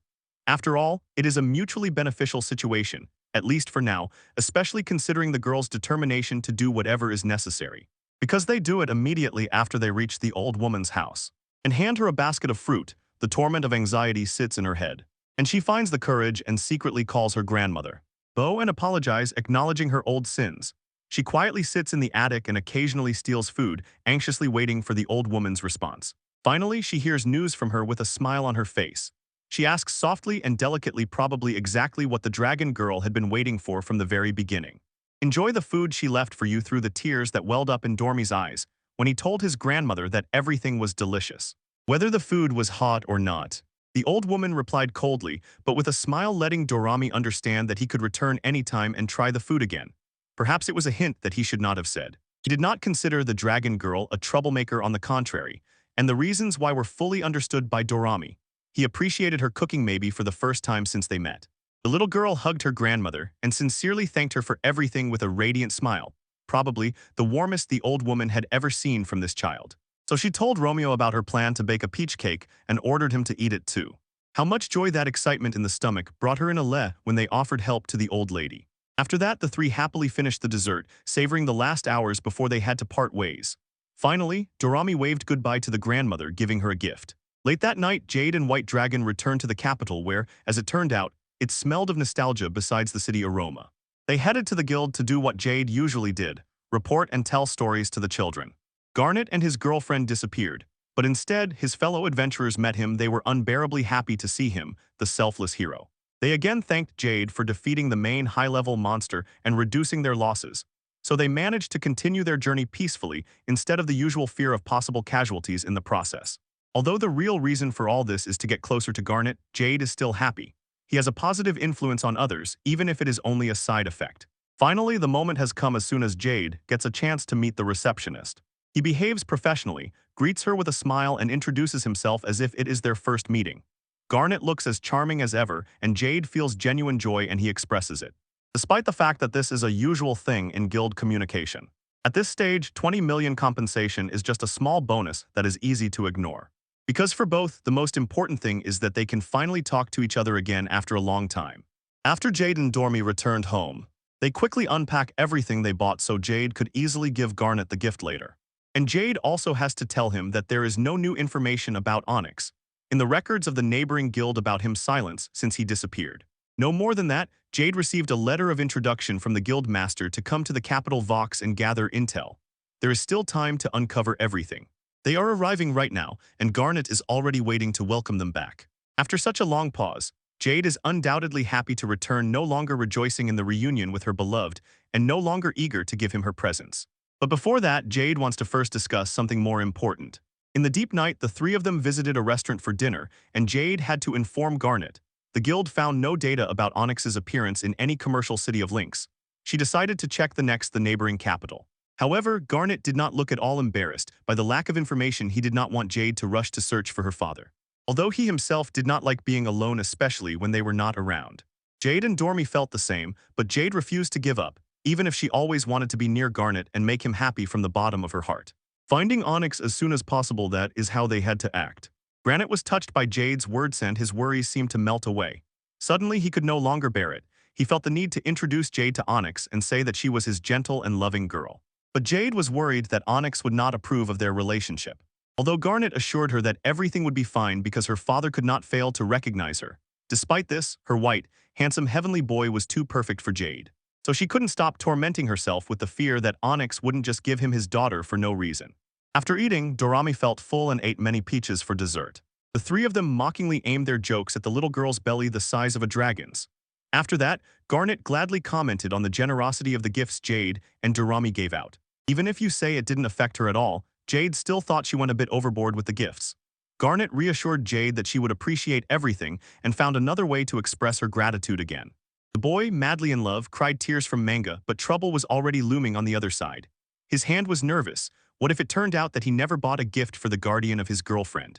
But still Garnet thanked the little girl for letting her eat the peaches. Gifts that she considered gifts, although Jade paid for them. The dragon girl thanked for what she received, especially for what was just for herself, persuading Jade to tell Garnet about her adventures and perceiving it as a similar gesture of giving a gift. The receptionist also wanted to hear about it. These stories were also playful, from the giggles of a little girl to how the white dragon almost fell asleep in her chair. It was very late already. Jade decided that Garnet also hoped to rest. But then he found out that she took tomorrow off to spend time with both of them. It turned out that there were even more reasons to go to bed only after she finished her shower. Although everything resembled Garnet, unfortunately, she was not allowed to show her at home, and no public places were open now, as if they wanted to compensate for her failure after the first meeting. Their unexpected neighbor turned out to be Dorami. She invited Garnet to take a shower at her home for a festive event in honor of Jade. But until Jade understood what exactly the meaning of this invitation was, he did not consider it anything special, especially since the bathroom had been specially made for her from the very beginning. It turns out Jade ran out of time even though the punishment urged her to go with him and Garnet. With a heavy heart, she could have stopped and joked that another shield hero would arrive. But I would still have said it to Jade. Something is rising from there. She replaced the receptionist who did not want the idea. Yes, Garnet would definitely hate it so much that she shyly invited her boyfriend to go with them. When Garnet invited her boyfriend TP to join them in the bath, her face flushed with a blush. She found it hard to tell whether he was joking or really planning to bathe together with him. Whatever was decided. Finally, the system rejected Garnet, because this hero looked exhausted although he was fully conscious and seemed even more excited than before. Garnet continued to follow them without her boyfriend, and Dorami led her to the bathroom. But it turned out, Jade was not ready to bathe together as lovers. Mostly because she still couldn't, by the way, hold Garnet's hand like that. This was supposed to be a more complicated safeguard than they expected. Bubbles, acting as a known veil, allowed Dorami and Garnet to have fun, cleansing themselves, while Jade on the contrary was in the room, clearing her head and not letting the shield rise again. Yet the satisfied face of Garnet, just shaved from the bath, was an incredibly beautiful sight. Look at the young man who is falling in love. He just barely lost his composure. But in the end, it was the victory of a selfless hero, because it was enough for him to feel his heart pounding all day and night. Since Garnet said that tomorrow they would go on a date, and seeing her off was the foundation of everything. So Jade decided to practice how to naturally hold Garnet's hand, and after a moment, a little later, she added weight to her hand. But when Garnet greeted them in the morning holding a basket, it became clear it was food.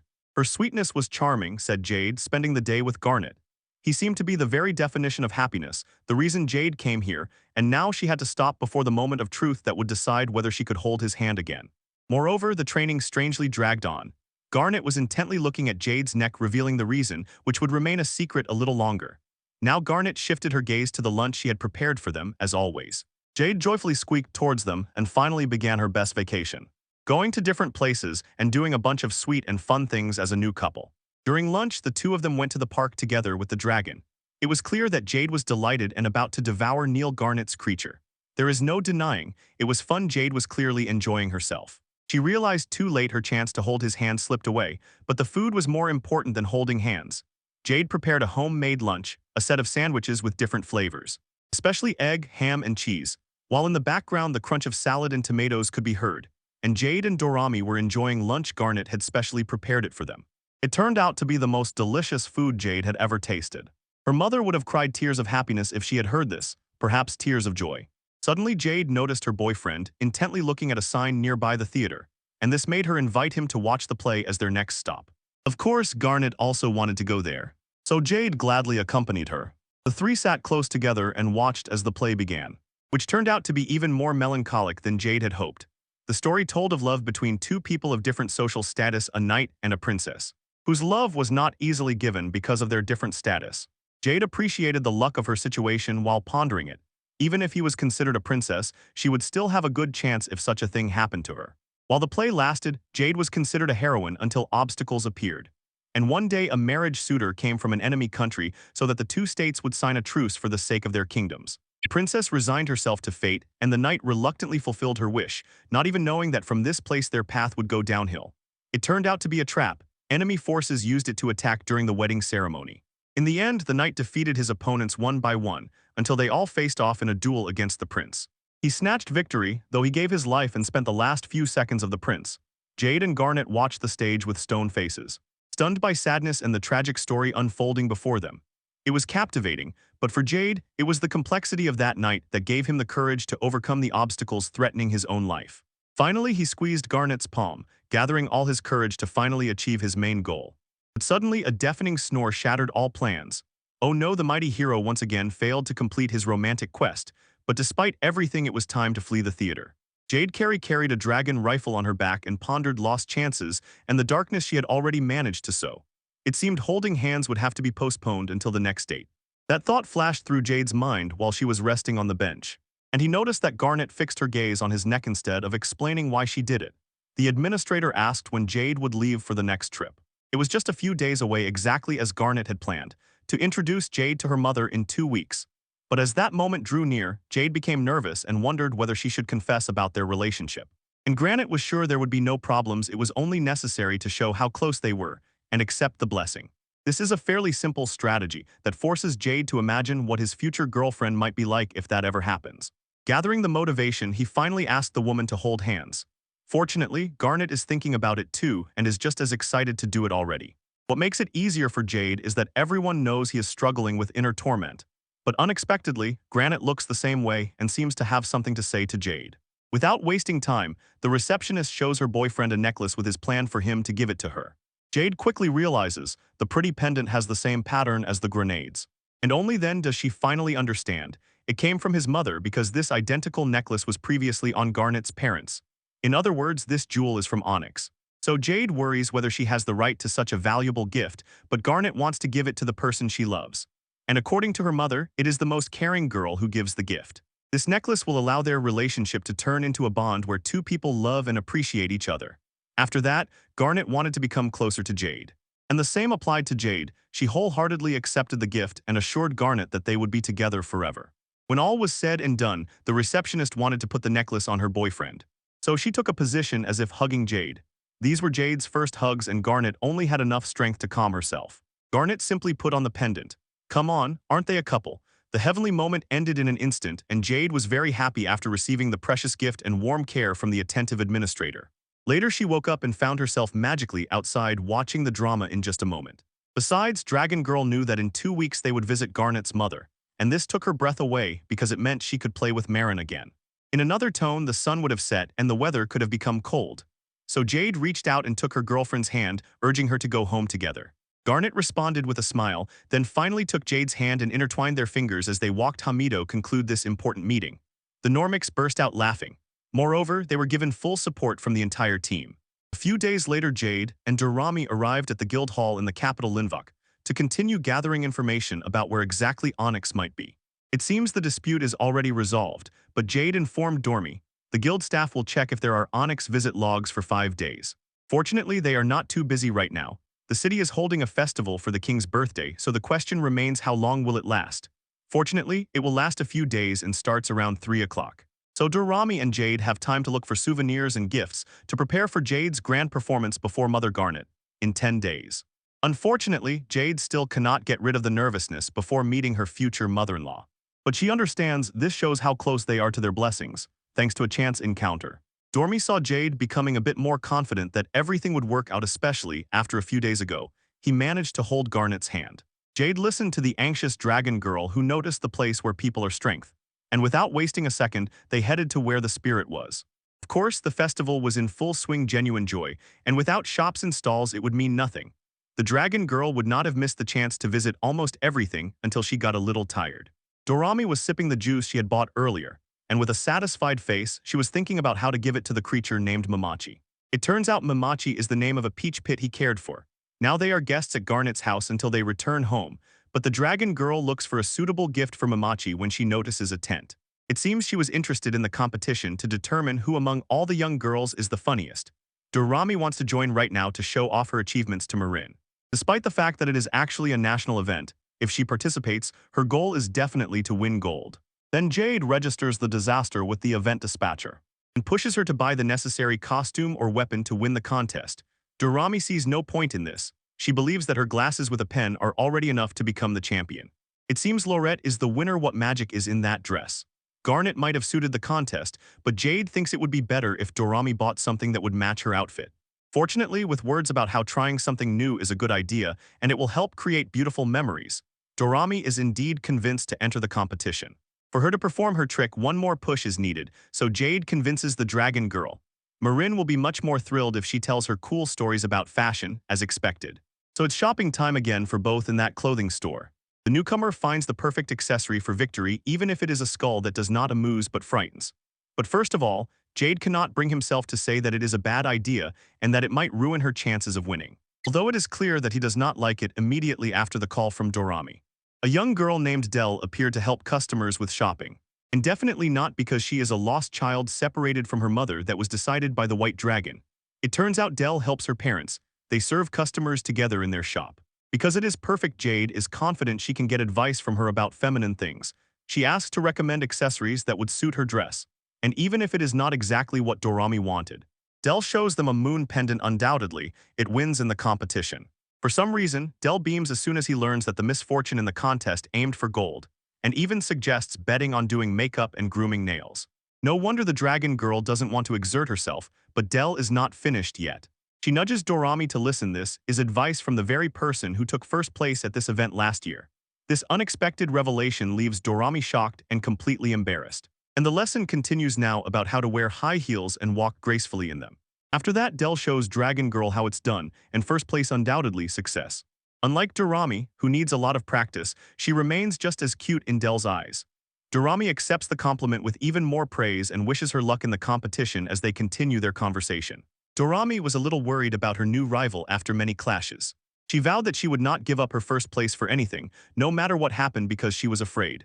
The impressive girl Dorami seemed to just be helping her parents. "We will pick you up," they said, but high heels were still important to win. Kind-hearted Dell offered her hostile shoes, even though it was sunny outside. Dorami did not want to have anything to do with them, but it was hard to refuse Dell. Then Jade intervened and decided to buy herself a pair in the store, so the owner's daughter was delighted. In the final round, the two rivals exchanged glances, both stubbornly striving to prove who truly deserved the victory. Mocking the music of her opponent, the confident champion proclaimed her superiority even before stepping onto the stage. Every step radiated sophistication. She flawlessly repeated the same graceful walk that brought victory last year. Instead of waiting, the rival showed her improvement, a precise walk shaped by endless practice. During the performance, a disaster occurred. Her heel broke, and the rival instinctively lunged forward without hesitation.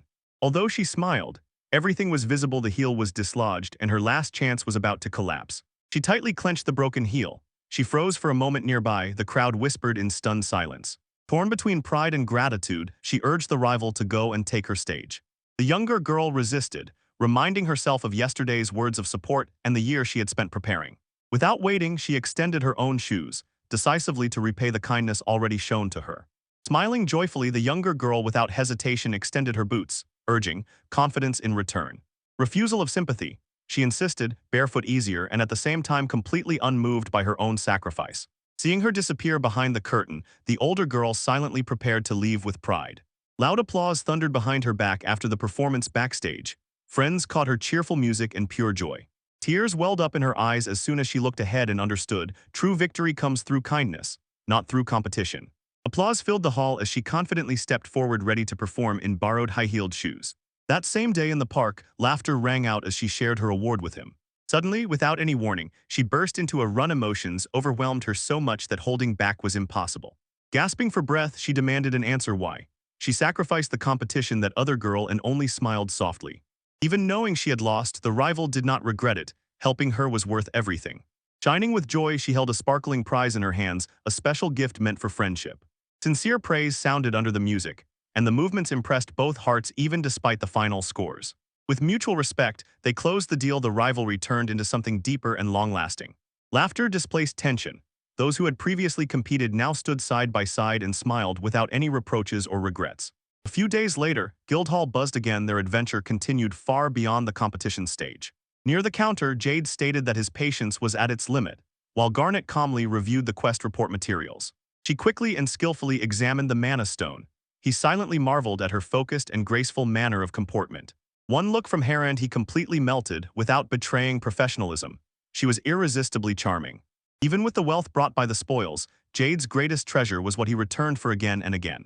While he combed the park searching for Dorami, anxiety quietly crept in despite her cheerful appearance.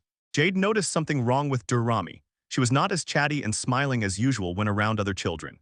When he called out, she smiled warmly, but something hidden flickered in her eyes. She insisted that everything was fine, but Jade did not, given her sadness was easy to read. Reluctantly, she admitted, her friends had become true adventurers and her stories were left behind for real quests. Fearing obsolescence, Durrami confessed, if everyone leaves, who else will want to listen to her tales? Durrami finally acknowledged her weakness. Without Jade's support, her stories became empty and powerless. Jade proposed a new path and took on short missions as an envoy, personal adventure within the permitted limits. He successfully calmed her down. Completing one task will once again make others admire her. Fueled by his faith in her, Durrami announced her unwavering intention to become his official envoy. Striving to prove to herself, she took on her first solo mission. She started with Aaron. Nervous but determined, Durrami entered the tailor's shop to proudly pick up Jade's order. With a bright smile and sincere gratitude, she thanked Taylor's trust was already beginning to blossom. In the laundry, a familiar compliment warmed her soul. She was truly managing this on her own. She dreamed again of sharing stories, this time, fueled by real missions and gained experience. Rage suddenly exploded in her chest. A loud hiss shattered the calm of the dangerous approach. Clenched fists raised, Durrami shouted at the bigger cat, demanding to leave the smaller one alone. The cat growled threateningly. Durrami prepared for battle bravely, with a flicker behind nervous eyes. She faltered in the middle of the threat and offered terms of surrender, but the cat hissed, choosing violence over peace. The cat lunged forward. Durrami screamed and flailed in panic as the furious cat clawed its way higher. Her sword was stolen and pride was scratched. She helplessly watched as the cat fled victorious. The cat whirled up the stairs with her sword Durrami, and he was rushing after her. He shouted furiously. Out of breath and exhausted, she finally stopped. The chase drained her strength more than she had expected. Nearby strangers, around unfamiliar streets, and she suddenly realized she had also lost her way on the road. Panic had not yet settled in her mind when a large hand gently rested on her head, and she did not have time to orient herself. She flinched from surprise. This voice was familiar, warm, but here completely unexpected. Durrami enters the old guild alley and unexpectedly reunites with Swirn, a skilled apothecary. Swirn was preparing medicine, and the timing of Durrami was perfect for a conversation about an urgent personal matter. They decide to go together, knowing that at night the streets hide quiet, sneaky dangers. Side by side, Durrami feels the weight of unspoken feelings growing stronger with every step. Returning home, Durrami invents a story hiding her emotions behind a tale of stolen swords. She hoped to prove what she was capable of, but in the end she got lost and was left without a sword. Confidence faded when she admitted defeat, because she believed that her failures made her unfit for adventure stories. He looked into her eyes reassuringly and explained that every traveler eventually stumbles and loses their way. Turning his thoughts to his own mistakes, he gently made her understand that failure is part of how you become stronger. Realizing his words, she understood. Growth is not in victory, but in enduring and learning from hardships. Encouraged by his words, Durrami vowed to become stronger and thanked Swirn for his help. Just as they gathered for their day, an unexpected knock interrupted this quiet moment.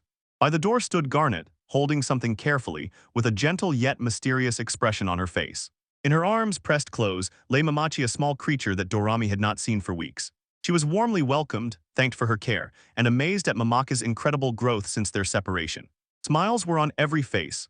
They decided to celebrate the reunion with a shared meal after resting. Garnet happily saw how full of energy they were, and the conversation gently shifted to the upcoming journey. Anxiety stretched due to the absence of Onyx, but she hinted at a potential lead worth checking. Digging deeper, he found out Onyx once used the services of a guild 14 years ago. At first, it was limited to 12 years, but the guild conducted an additional check and uncovered records no one expected to find. Flipping through old records, they realized Onyx might have traveled across distant borders for years. Unlike most, Onyx embraced aimless wanderings between countries to chase the thrill of real adventures himself. Believing in him, they vowed to search until they found the one who inspired them. Together, they imagined Onyx returning among friends, sharing every incredible story under the starry sky. When the day of departure came, the train rushed forward, pulling them into the very beginning of something grander. The Durrami shouted with joy, holding Mamachi close, feeling that their journey was very close to the end. Inside the train, excitement wove into the silence and someone's heart beat faster, but the reason was deeper than the landscapes. Garnet acknowledged her anxiety. Her chest was tight, not from illness, but from a raw, tense feeling of anticipation. She finally revealed the truth. They were coming to her home and meeting her mother together. Despite his advice to pretend otherwise, she was drawn to present him as a truly important person. Placing his hands on his heart, Garnet confessed that he was her whole world. Overwhelmed with feelings but inspired, he vowed to improve even more for her and their future. Her quiet laughter melted the tension, and it convinced him he was already more than enough. As the train rolled on, their thoughts increasingly turned to warmth, gifts, and handmade surprises. They began knitting together, each making a glove, planning a sincere exchange symbolizing mutual care. Although he tried the gloves, Jade admitted he was still struggling just to finish knitting the scarf. Embarrassed by his 10th failed rough attempt, he was surprised when Garnet indulgently praised his work. While Garnet had not yet finished the planned task, Jade forced himself to level up for her. When Garnet was asked about the measurements, she fell silent. Her heart was too full to answer with words alone. Blushing, she quietly asked to hold his hand. She needed closeness, not exact measurements. Garnet gently reached out to his palm, a tender touch, and in her eyes flickered quiet, restrained love. When fingers intertwined, Jade's heart was wildly pounding. She didn't know if it was love or just an accurate calculation. While she carefully measured each finger, Jade trembled with joy. She was overwhelmed by how close and truly intimate it was. He tensed and agreed to check her too nervously, convincing himself it was only for knitting. In the silence, they looked at each other without any excuses, only emotions quietly flowing through their gazes. While he held her hand, Jade marveled at its grace, warmth, and exquisite elegance. His gentle smile suddenly burst into laughter, and a careful touch accidentally tickled her more than he had intended. And despite embarrassed apologies, Garnet assured him as soon as the moment passed, her nerves completely relaxed. Later, they all had lunch together, enjoying the train trip and savoring amazing sandwiches with pomegranates. As soon as Dorami reached for the jam, the train jerked so hard that everything instantly erupted into chaos right in mid-bite. The train stopped abruptly, and the conductor shouted for any capable traveler on board to come to help. The news flashed. A giant monster was rapidly approaching, threatening to devour the entire train and all passengers. Jade rushed inside and realized a mighty monster named Iron Eater was threatening the train. Iron Eater devours metal, tearing trains through armor stronger than steel and endangering everyone inside. Having neither a formal request nor a reward, Jade insists on destroying the monster without any compensation. Confirmed, Jade demands instructions immediately, eager to protect everyone before the monster reaches the passengers. Passengers watch as he leaves. Jade silently vows no monster will ruin their journey or put them in danger. Jade confidently says goodbye, and the passengers cheer him on together. Only one woman quietly observes. At the monster's location, Jade surveys the scene. Fortunately, the railway damage remained unexpectedly minimal. Without hesitation, he rushes forward. His first goal is to draw Iron Eater away from the tracks. With incredible strength, he lifts the beast, stunning the train crew with his ruthless power. Relying on pure energy, Jade launches a furious strike, hurling the creature far away with explosive force. A devastating shockwave covers the field. The Iron Eater is blown away in a thunderous explosion. From the window, stunned passengers and staff watch silently. No one expected such destructive power. Cheers erupt around Jade. While the crew makes repairs, he calmly assures them that he is fine. Before returning to his place, Jade thanks Dorami and Garnet for their sincere words of support and advocacy. Garnet quietly praises him sincerely and admiringly. Jade, a little shy but happy, smiles in response. When the train starts moving again, Jade silently mirrors his smile. It was the greatest reward one could only dream of. That evening, they looked for accommodation. Due to railway repairs, only one room remained available. Jade decided he would sleep outside. Garnet calmly offered to share the space, surprising him with unexpected kindness. Her face was soft but determined. She could not leave Jade. Their savior must not sleep outside alone. He gratefully accepted the offer. Awkward thoughts swirled as he realized one room meant being close all night. As soon as Jade enters the room, she freezes with slight panic. There is obviously only one bed here.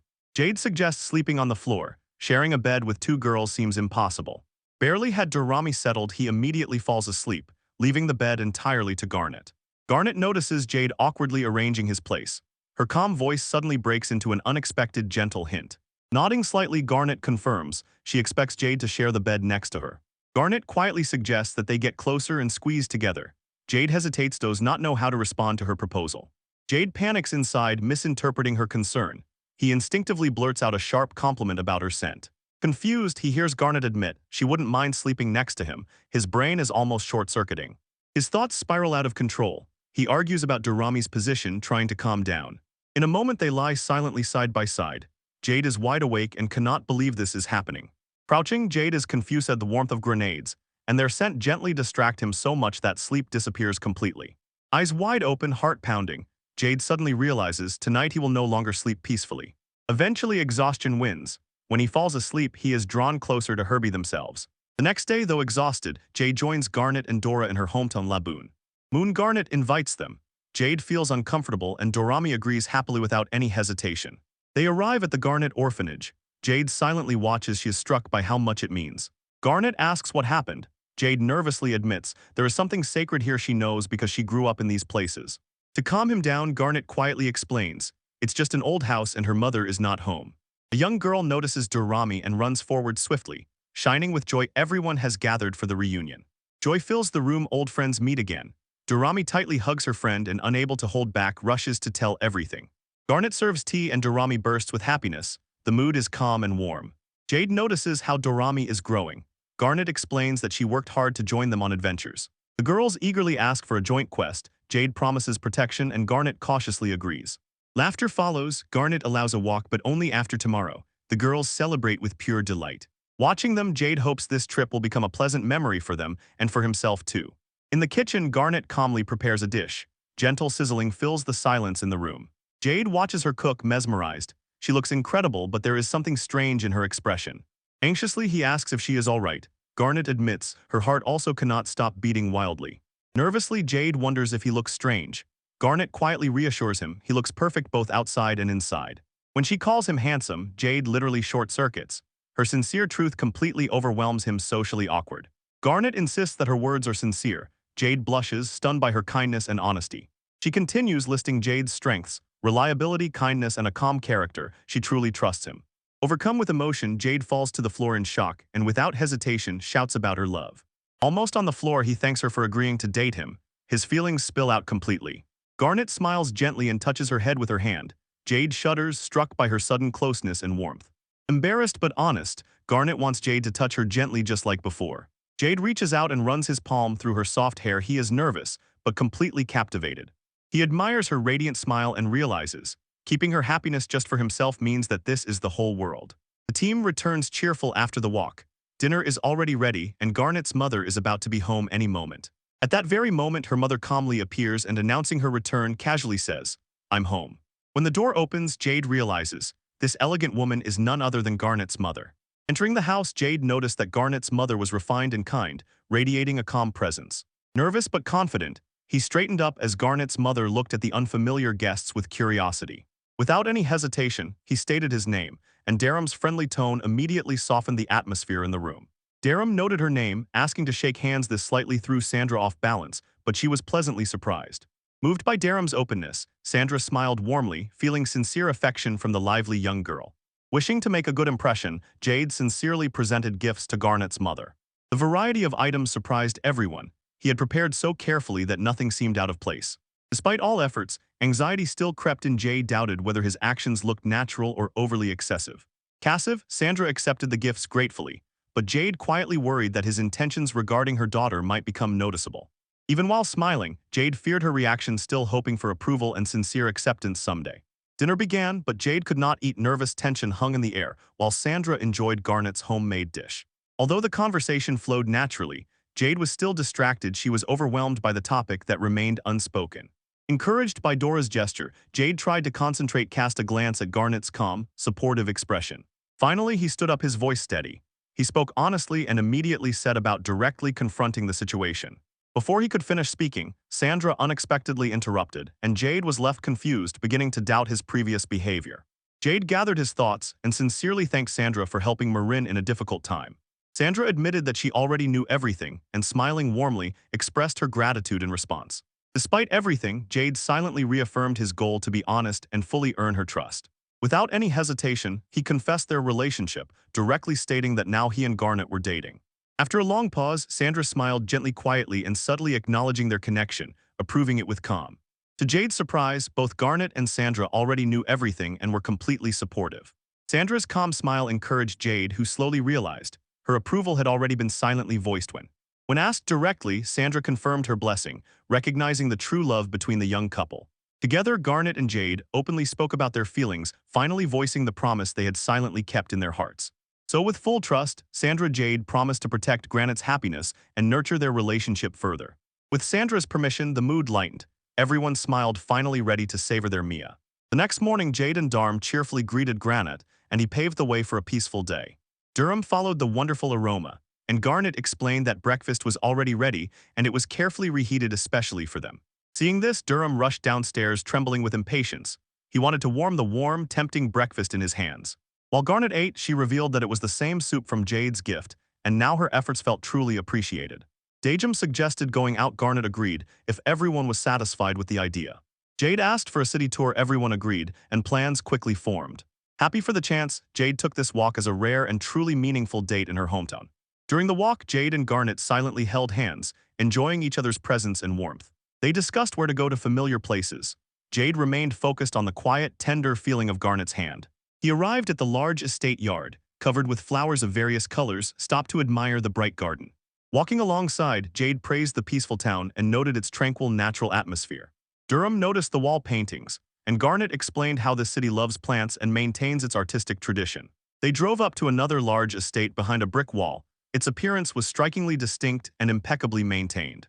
The group found out that this was the home of Kemeshi, once belonging to a legendary artist from ancient times. Garnet told about the artist's travels and sources of inspiration, while he admired the murals covering the old walls with fascination. Once his father had seen these paintings, they inspired him to travel and become an adventurer himself. The group silently stood before the grand house, absorbing its age, legends, and craftsmanship. Suddenly, Durham called Jade, overly excited, and began urging him to see what strange thing he had found in the neighboring shop. To Jade's surprise, a miniature statue of himself stood at the exhibition made with unexpected detail and shine. Jade confirmed the statue resembled him. He felt pleased but at the same time a little embarrassed by this likeness. To his surprise, Garnet suggested buying the figurine, a tenderness in the quiet gesture. While Jade hesitated, Dorm took it as a lucky talisman and accepted it wholeheartedly immediately.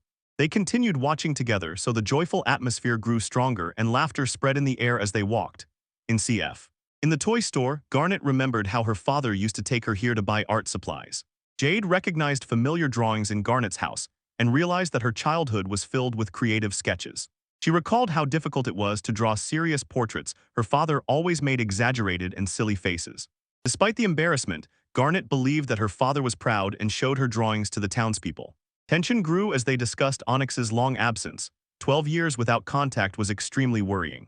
Jade quietly promised to find Onyx and was determined to find out where he was. A quiet moment passed between them, their eyes filled with unspoken thoughts and shared anxiety. Garnet thanked him, gently reminding Jade that their present time together was just as important. They stood shoulder to shoulder, holding hands and ready to face whatever came next together. Jade spent peaceful days in Garnet's hometown, slowly growing closer to Sandra over shared meals. Elsewhere, Durrami and Maureen happily tackled monsters, honing skills and strengthening friendship through dynamic field quests. The warmth from the Garnet family brought a sense of peace, so every moment in Laboon became extraordinarily meaningful for everyone. After 3 quiet days, their company gathered at dawn and was ready to part ways with Laboon. Smiling sincerely, Sandra said goodbye to them, grateful for the visit, even though it was brief. Before leaving, everyone promised to return soon to bring more stories and gifts for Garnet. Sandra hugged Garnet tightly, reminding her to stay warm and not catch a cold in winter. With a gesture, she responded to the hug, gently assuring Sandra that she would take care. Suddenly, Sandra kissed Garnet on the cheek and Jade froze, completely red with shock. With a smile, she explained the tradition of their family kissing on the cheek. Smiling to soften Jade's embarrassed reaction, Garnet smiled to herself and quietly pondered what lay behind that brief farewell kiss. Jade secretly dreamed of a kiss from Garnet too, but doubted she would manage to catch the right moment. Their departure was announced, and Jade's thoughts were cut off as the group raced wildly to the station platform. Everyone waved from the train window, promising to return, while Garnet and Maureen cheerfully saw them off. When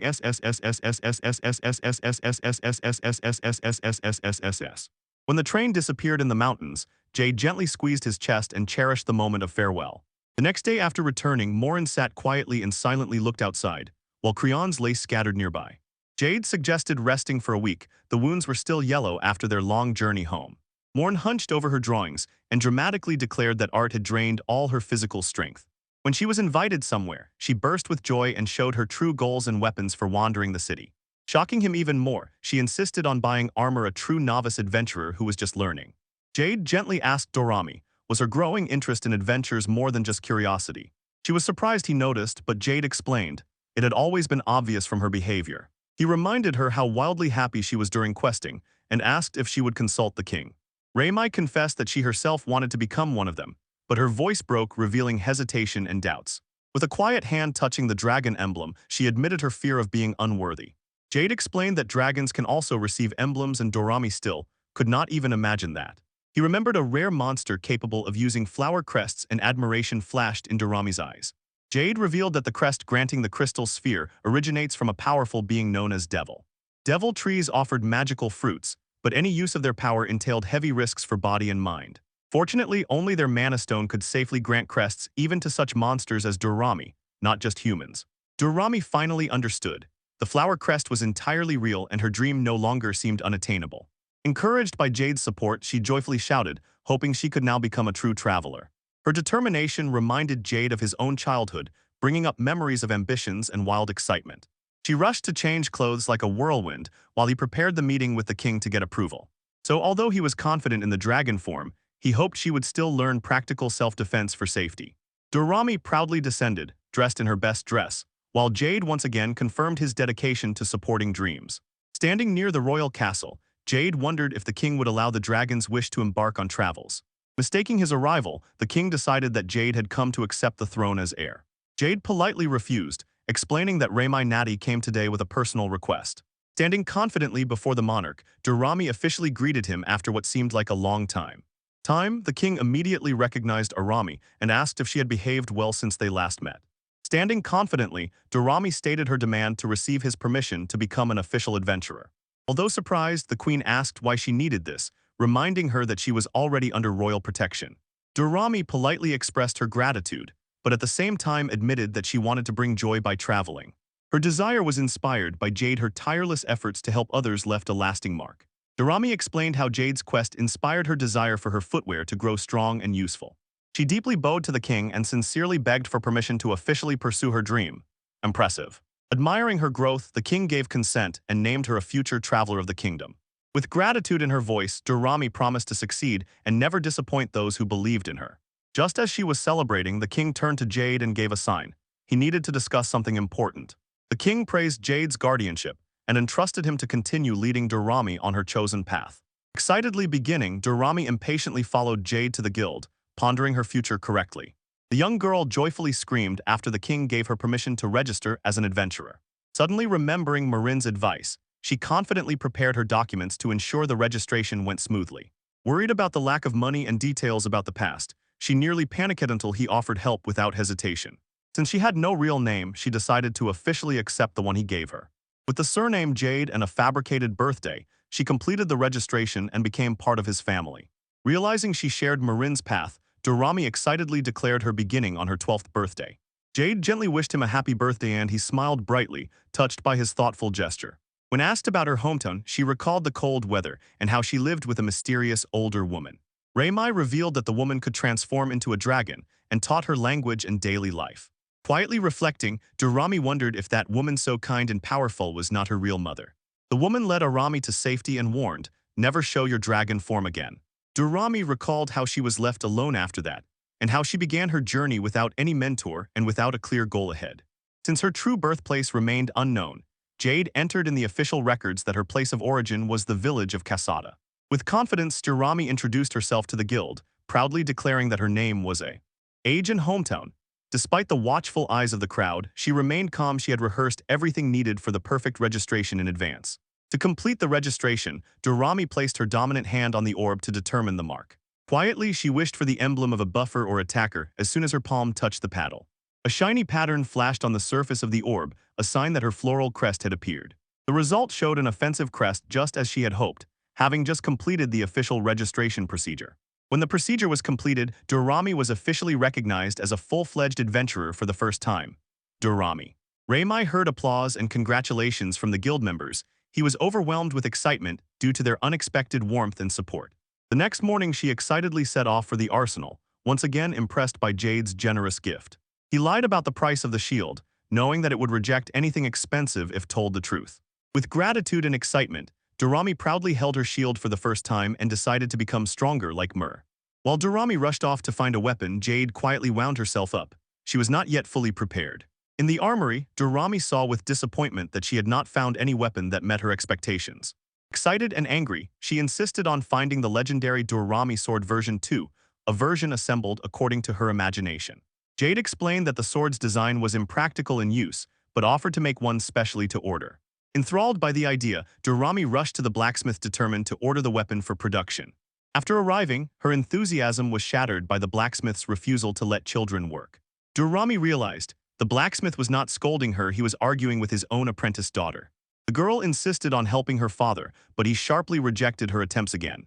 Jade recognized the girl's skill in swordsmanship. She was extraordinary, almost reminiscent of a master blacksmith's work. She revealed her promise to keep secrets, while expressing love and a desire to become better despite it. Despite the fact that he acknowledged her skills, the blacksmith still did not allow her to forge weapons under his supervision. The blacksmith did not like Kakashimina's help. He refused, stating that due to her inexperience, the safety of future travelers was at risk. Kakosha Mina recognized Jade, staring in surprise at his appearance, and Dorami quietly stepped forward with a request. The blacksmith scolded the workers for idling, and the rest froze in shock when Jade came to visit them. And Dorami clarified, the sword was not for Jade and insisted that the girl be involved as well. Introducing herself as just a child, Dorami voiced her wish that Kazumina also join. The blacksmith immediately recognized Dorami, surprised by her fame, and her story was already spreading throughout the capital. Dorami officially chose Kakadiamon as her blacksmith, expressing full trust despite her young age. With unwavering confidence, Dorami declared that she was capable of making the weapon she truly needed, Black SP. The blacksmith agreed to the decision, giving the daughter a chance, but reminded Dorami of the risks. Kakashimina promised to give her all, decided not to disgrace the name and craft of her father, and she began to design the sword, suggesting a short blade because Dorami had a small stature. She insisted on preserving the detail with the dragon, so she proposed a more practical alternative design. Although she was impressed by the sketch, Kakyaimna hesitated because she thought her father could handle such details better. She admitted that her skills were limited. She was afraid the result would be too mundane for a handmade item. Dorami confidently reassured her, persistently asking her to try and believe in her own abilities. She held her breath once more, but Dorami's calm smile soothed her more than any words could. Inspired by Dorami's determination, Kakasamina realized she had already lost if she gave up without trying. She again urged her to believe in herself, reminding her how much trust she carried within. Hearing Dorami's warm words, she understood. This was her first and indeed only client, her very first opportunity. With renewed strength, she promised to give her all and make sure Dorami would not regret her faith. Their hands clasped, she officially handed over the power of attorney to Kajimina, who accepted the challenge, once again full of determination. 2 weeks had passed since Dorami placed the order. The blacksmith greeted her joyfully. The blacksmith was handed the packed sword. Her heart pounded wildly, anticipation spread through her chest. Her eyes flashed when she saw the exquisite sword design. She gazed enchantedly at the dragon-themed hilt that stood proudly. Dorami showed Jade the ready weapon. He confirmed that it exactly matches her request. They added a blade. With trembling hands, she raised the sword. Magical light flashed along the blade, shining brightly. Jade praised the sharpness of the sword. Dorami blushed, imagining how confidently she would defeat even a slug. Filled with joy, Dorami thanked Kajimini, stunned by the skill and her beautiful sunny lighting around. Kajimina smiled warmly. Dorami's words touched her and thanked her for such trust. When the preparations were complete, Dorami raised her sword and rushed forward to test it on their first mission. Their next stop was the Capital Guild. Dorami approached the counter, ready to accept missions. Dorami nervously stood by the counter. Jade watched from behind, feeling her tension and hesitation. The receptionist finally called her forward. Dorami stiffened, gripping her uniform tightly. She understood that the time had come. Jade smiled, recalling Garnet's professionalism. She remained composed, even when helping novice adventurers like Durant. Arami's grenades, the gentle expression remained unchanged. Her calm presence still radiated warmth, just as many years ago. When Garnet glanced at Dorami, Jade could not help but admire the atmosphere she herself created. Garnet's gentle smile stopped the guard of Jadov. The heart pounded. He was overwhelmed by her calm warmth, which made him blush with embarrassment. Embarrassed and nervous, Jade vowed to protect Arami, hoping that Garnet would notice his dedication and his very presence. With clear instructions, Garnet reminded Dorami to return the Maniston slime after completing her mission. Dorami rushed headlong to Jade with excitement. Her first task was an official joy that spread outward in waves. A brief moment passed. Jade and Garnet exchanged smiles, quietly acknowledging that their connection was still alive. From afar, slime emerged, Dorami with a shield in hand on alert, ready to start an ambush. A branch cracked under her soul. Crunch broke the silence, and the swamp slime immediately turned its attention to her. She swung too late. The slimy mass struck first, hitting her chest and shoulder with recoil irritably. Clenching her fists, she decided not to waste time and immediately release her new water magic. Dorami unleashed a storm of water magic. A glowing sign flared, and the energy surged forward. Her spell connected flawlessly. Propelled by the force of the strike, she prepared one last volley to finish. To her shock, the slime absorbed the water and expanded. Jade explained the hydration effect. The stream of repeated strikes exhausted her. Neither sword nor spell worked. She realized a different tactic was needed. Without warning, the enhanced slime lunged forward again. Dorami pressed tensely behind the shield, preparing for the blow. With no other options, Dorami struck boldly, putting all her raw power into her fist. The slippery mass twitched back right in midair. It immediately surged forward again with force, delivering another explosive strike ahead. Jade watched, stunned. Even without any magical enhancements, Dorami held her ground by sheer willpower. Breathing deeply, she stood firm. Her last strike hurled the slime far into the mountains. Tears were. Years surged like a wave as soon as she returned to Jade. With pride, she announced her first victory, too. Dorami proudly held the Mana Stone. Her first task completed, and the path began as soon as she returned to the city. Beside Jade, she enjoyed a sweet treat, savoring her small but genuine victory. Jade noticed that the earned rewards felt different. Dorami listened greedily as he advised their next stop. They needed potions, and they planned to thank Swirn, who once helped Dorami when she got lost. She briskly entered the pharmacy. Not every battle ends cleanly. Some need treatment, supplies, and gratitude. Dorami entered cheerfully but immediately froze with fear. A mysterious woman appeared, all covered in strange splashes. Trembling, she demanded answers. The worst thought immediately flashed in her mind about Swirn's pain or that someone was in danger. Relief washed over Jade when she recognized the woman. It was Grandma Swirn. She had just come to check on progress. After clearing up the confusion, Dorami explained her goal. She needed potions because she was already setting out on a journey. Kai gave her potions but warned her, quality supplies must be used wisely, not thoughtlessly. While Ku was reviewing, he asked for travel ideas. Dorami suggested Labun, a picturesque and peaceful region. Excitedly, Dorami described Kamishi's painted hometown. Kuhu listened, but Jade sharply shifted attention to what was burning. Jade spoke about Onyx, an adventurer they had been tracking. Kuku's reaction immediately became tense and wary. Although many travelers came to her shop, she admitted, Onyx had not appeared for a long time. She clearly remembered his last visit, an unusual request made 12 years ago, which especially stuck in her memory. Despite the heat, Onyx bought Ice and Lava's potion, which immediately aroused curiosity and suspicion in Ku. He simply threw it where he was heading, to the Iceland. Those words have not left his mind since the coup. Covered in snow all year round, the Iceland was distant, and harsh travelers rarely dared to venture there. Jade silently and surprisingly pondered whether Onyx had disappeared there. A vivid memory of his departure surfaced in her thoughts. She quietly processed the news. Her long-lost father had set off north to the Ice Kingdom. Although answers had already come, her heart was still under a dark cloud. Jade noticed her silence, filled with sorrow with concern. Despite the danger, Jade planned her departure decisively, deciding to follow Onyx to the icy land. When emotions overwhelmed her like a wave, she clenched her pendant, which expressed the pain of the upcoming separation without any words. Understanding her pain, Jade quietly encouraged her. 12 years of absence had left deep wounds. Before parting, Garnet quietly spoke, promising to wait until both returned safely.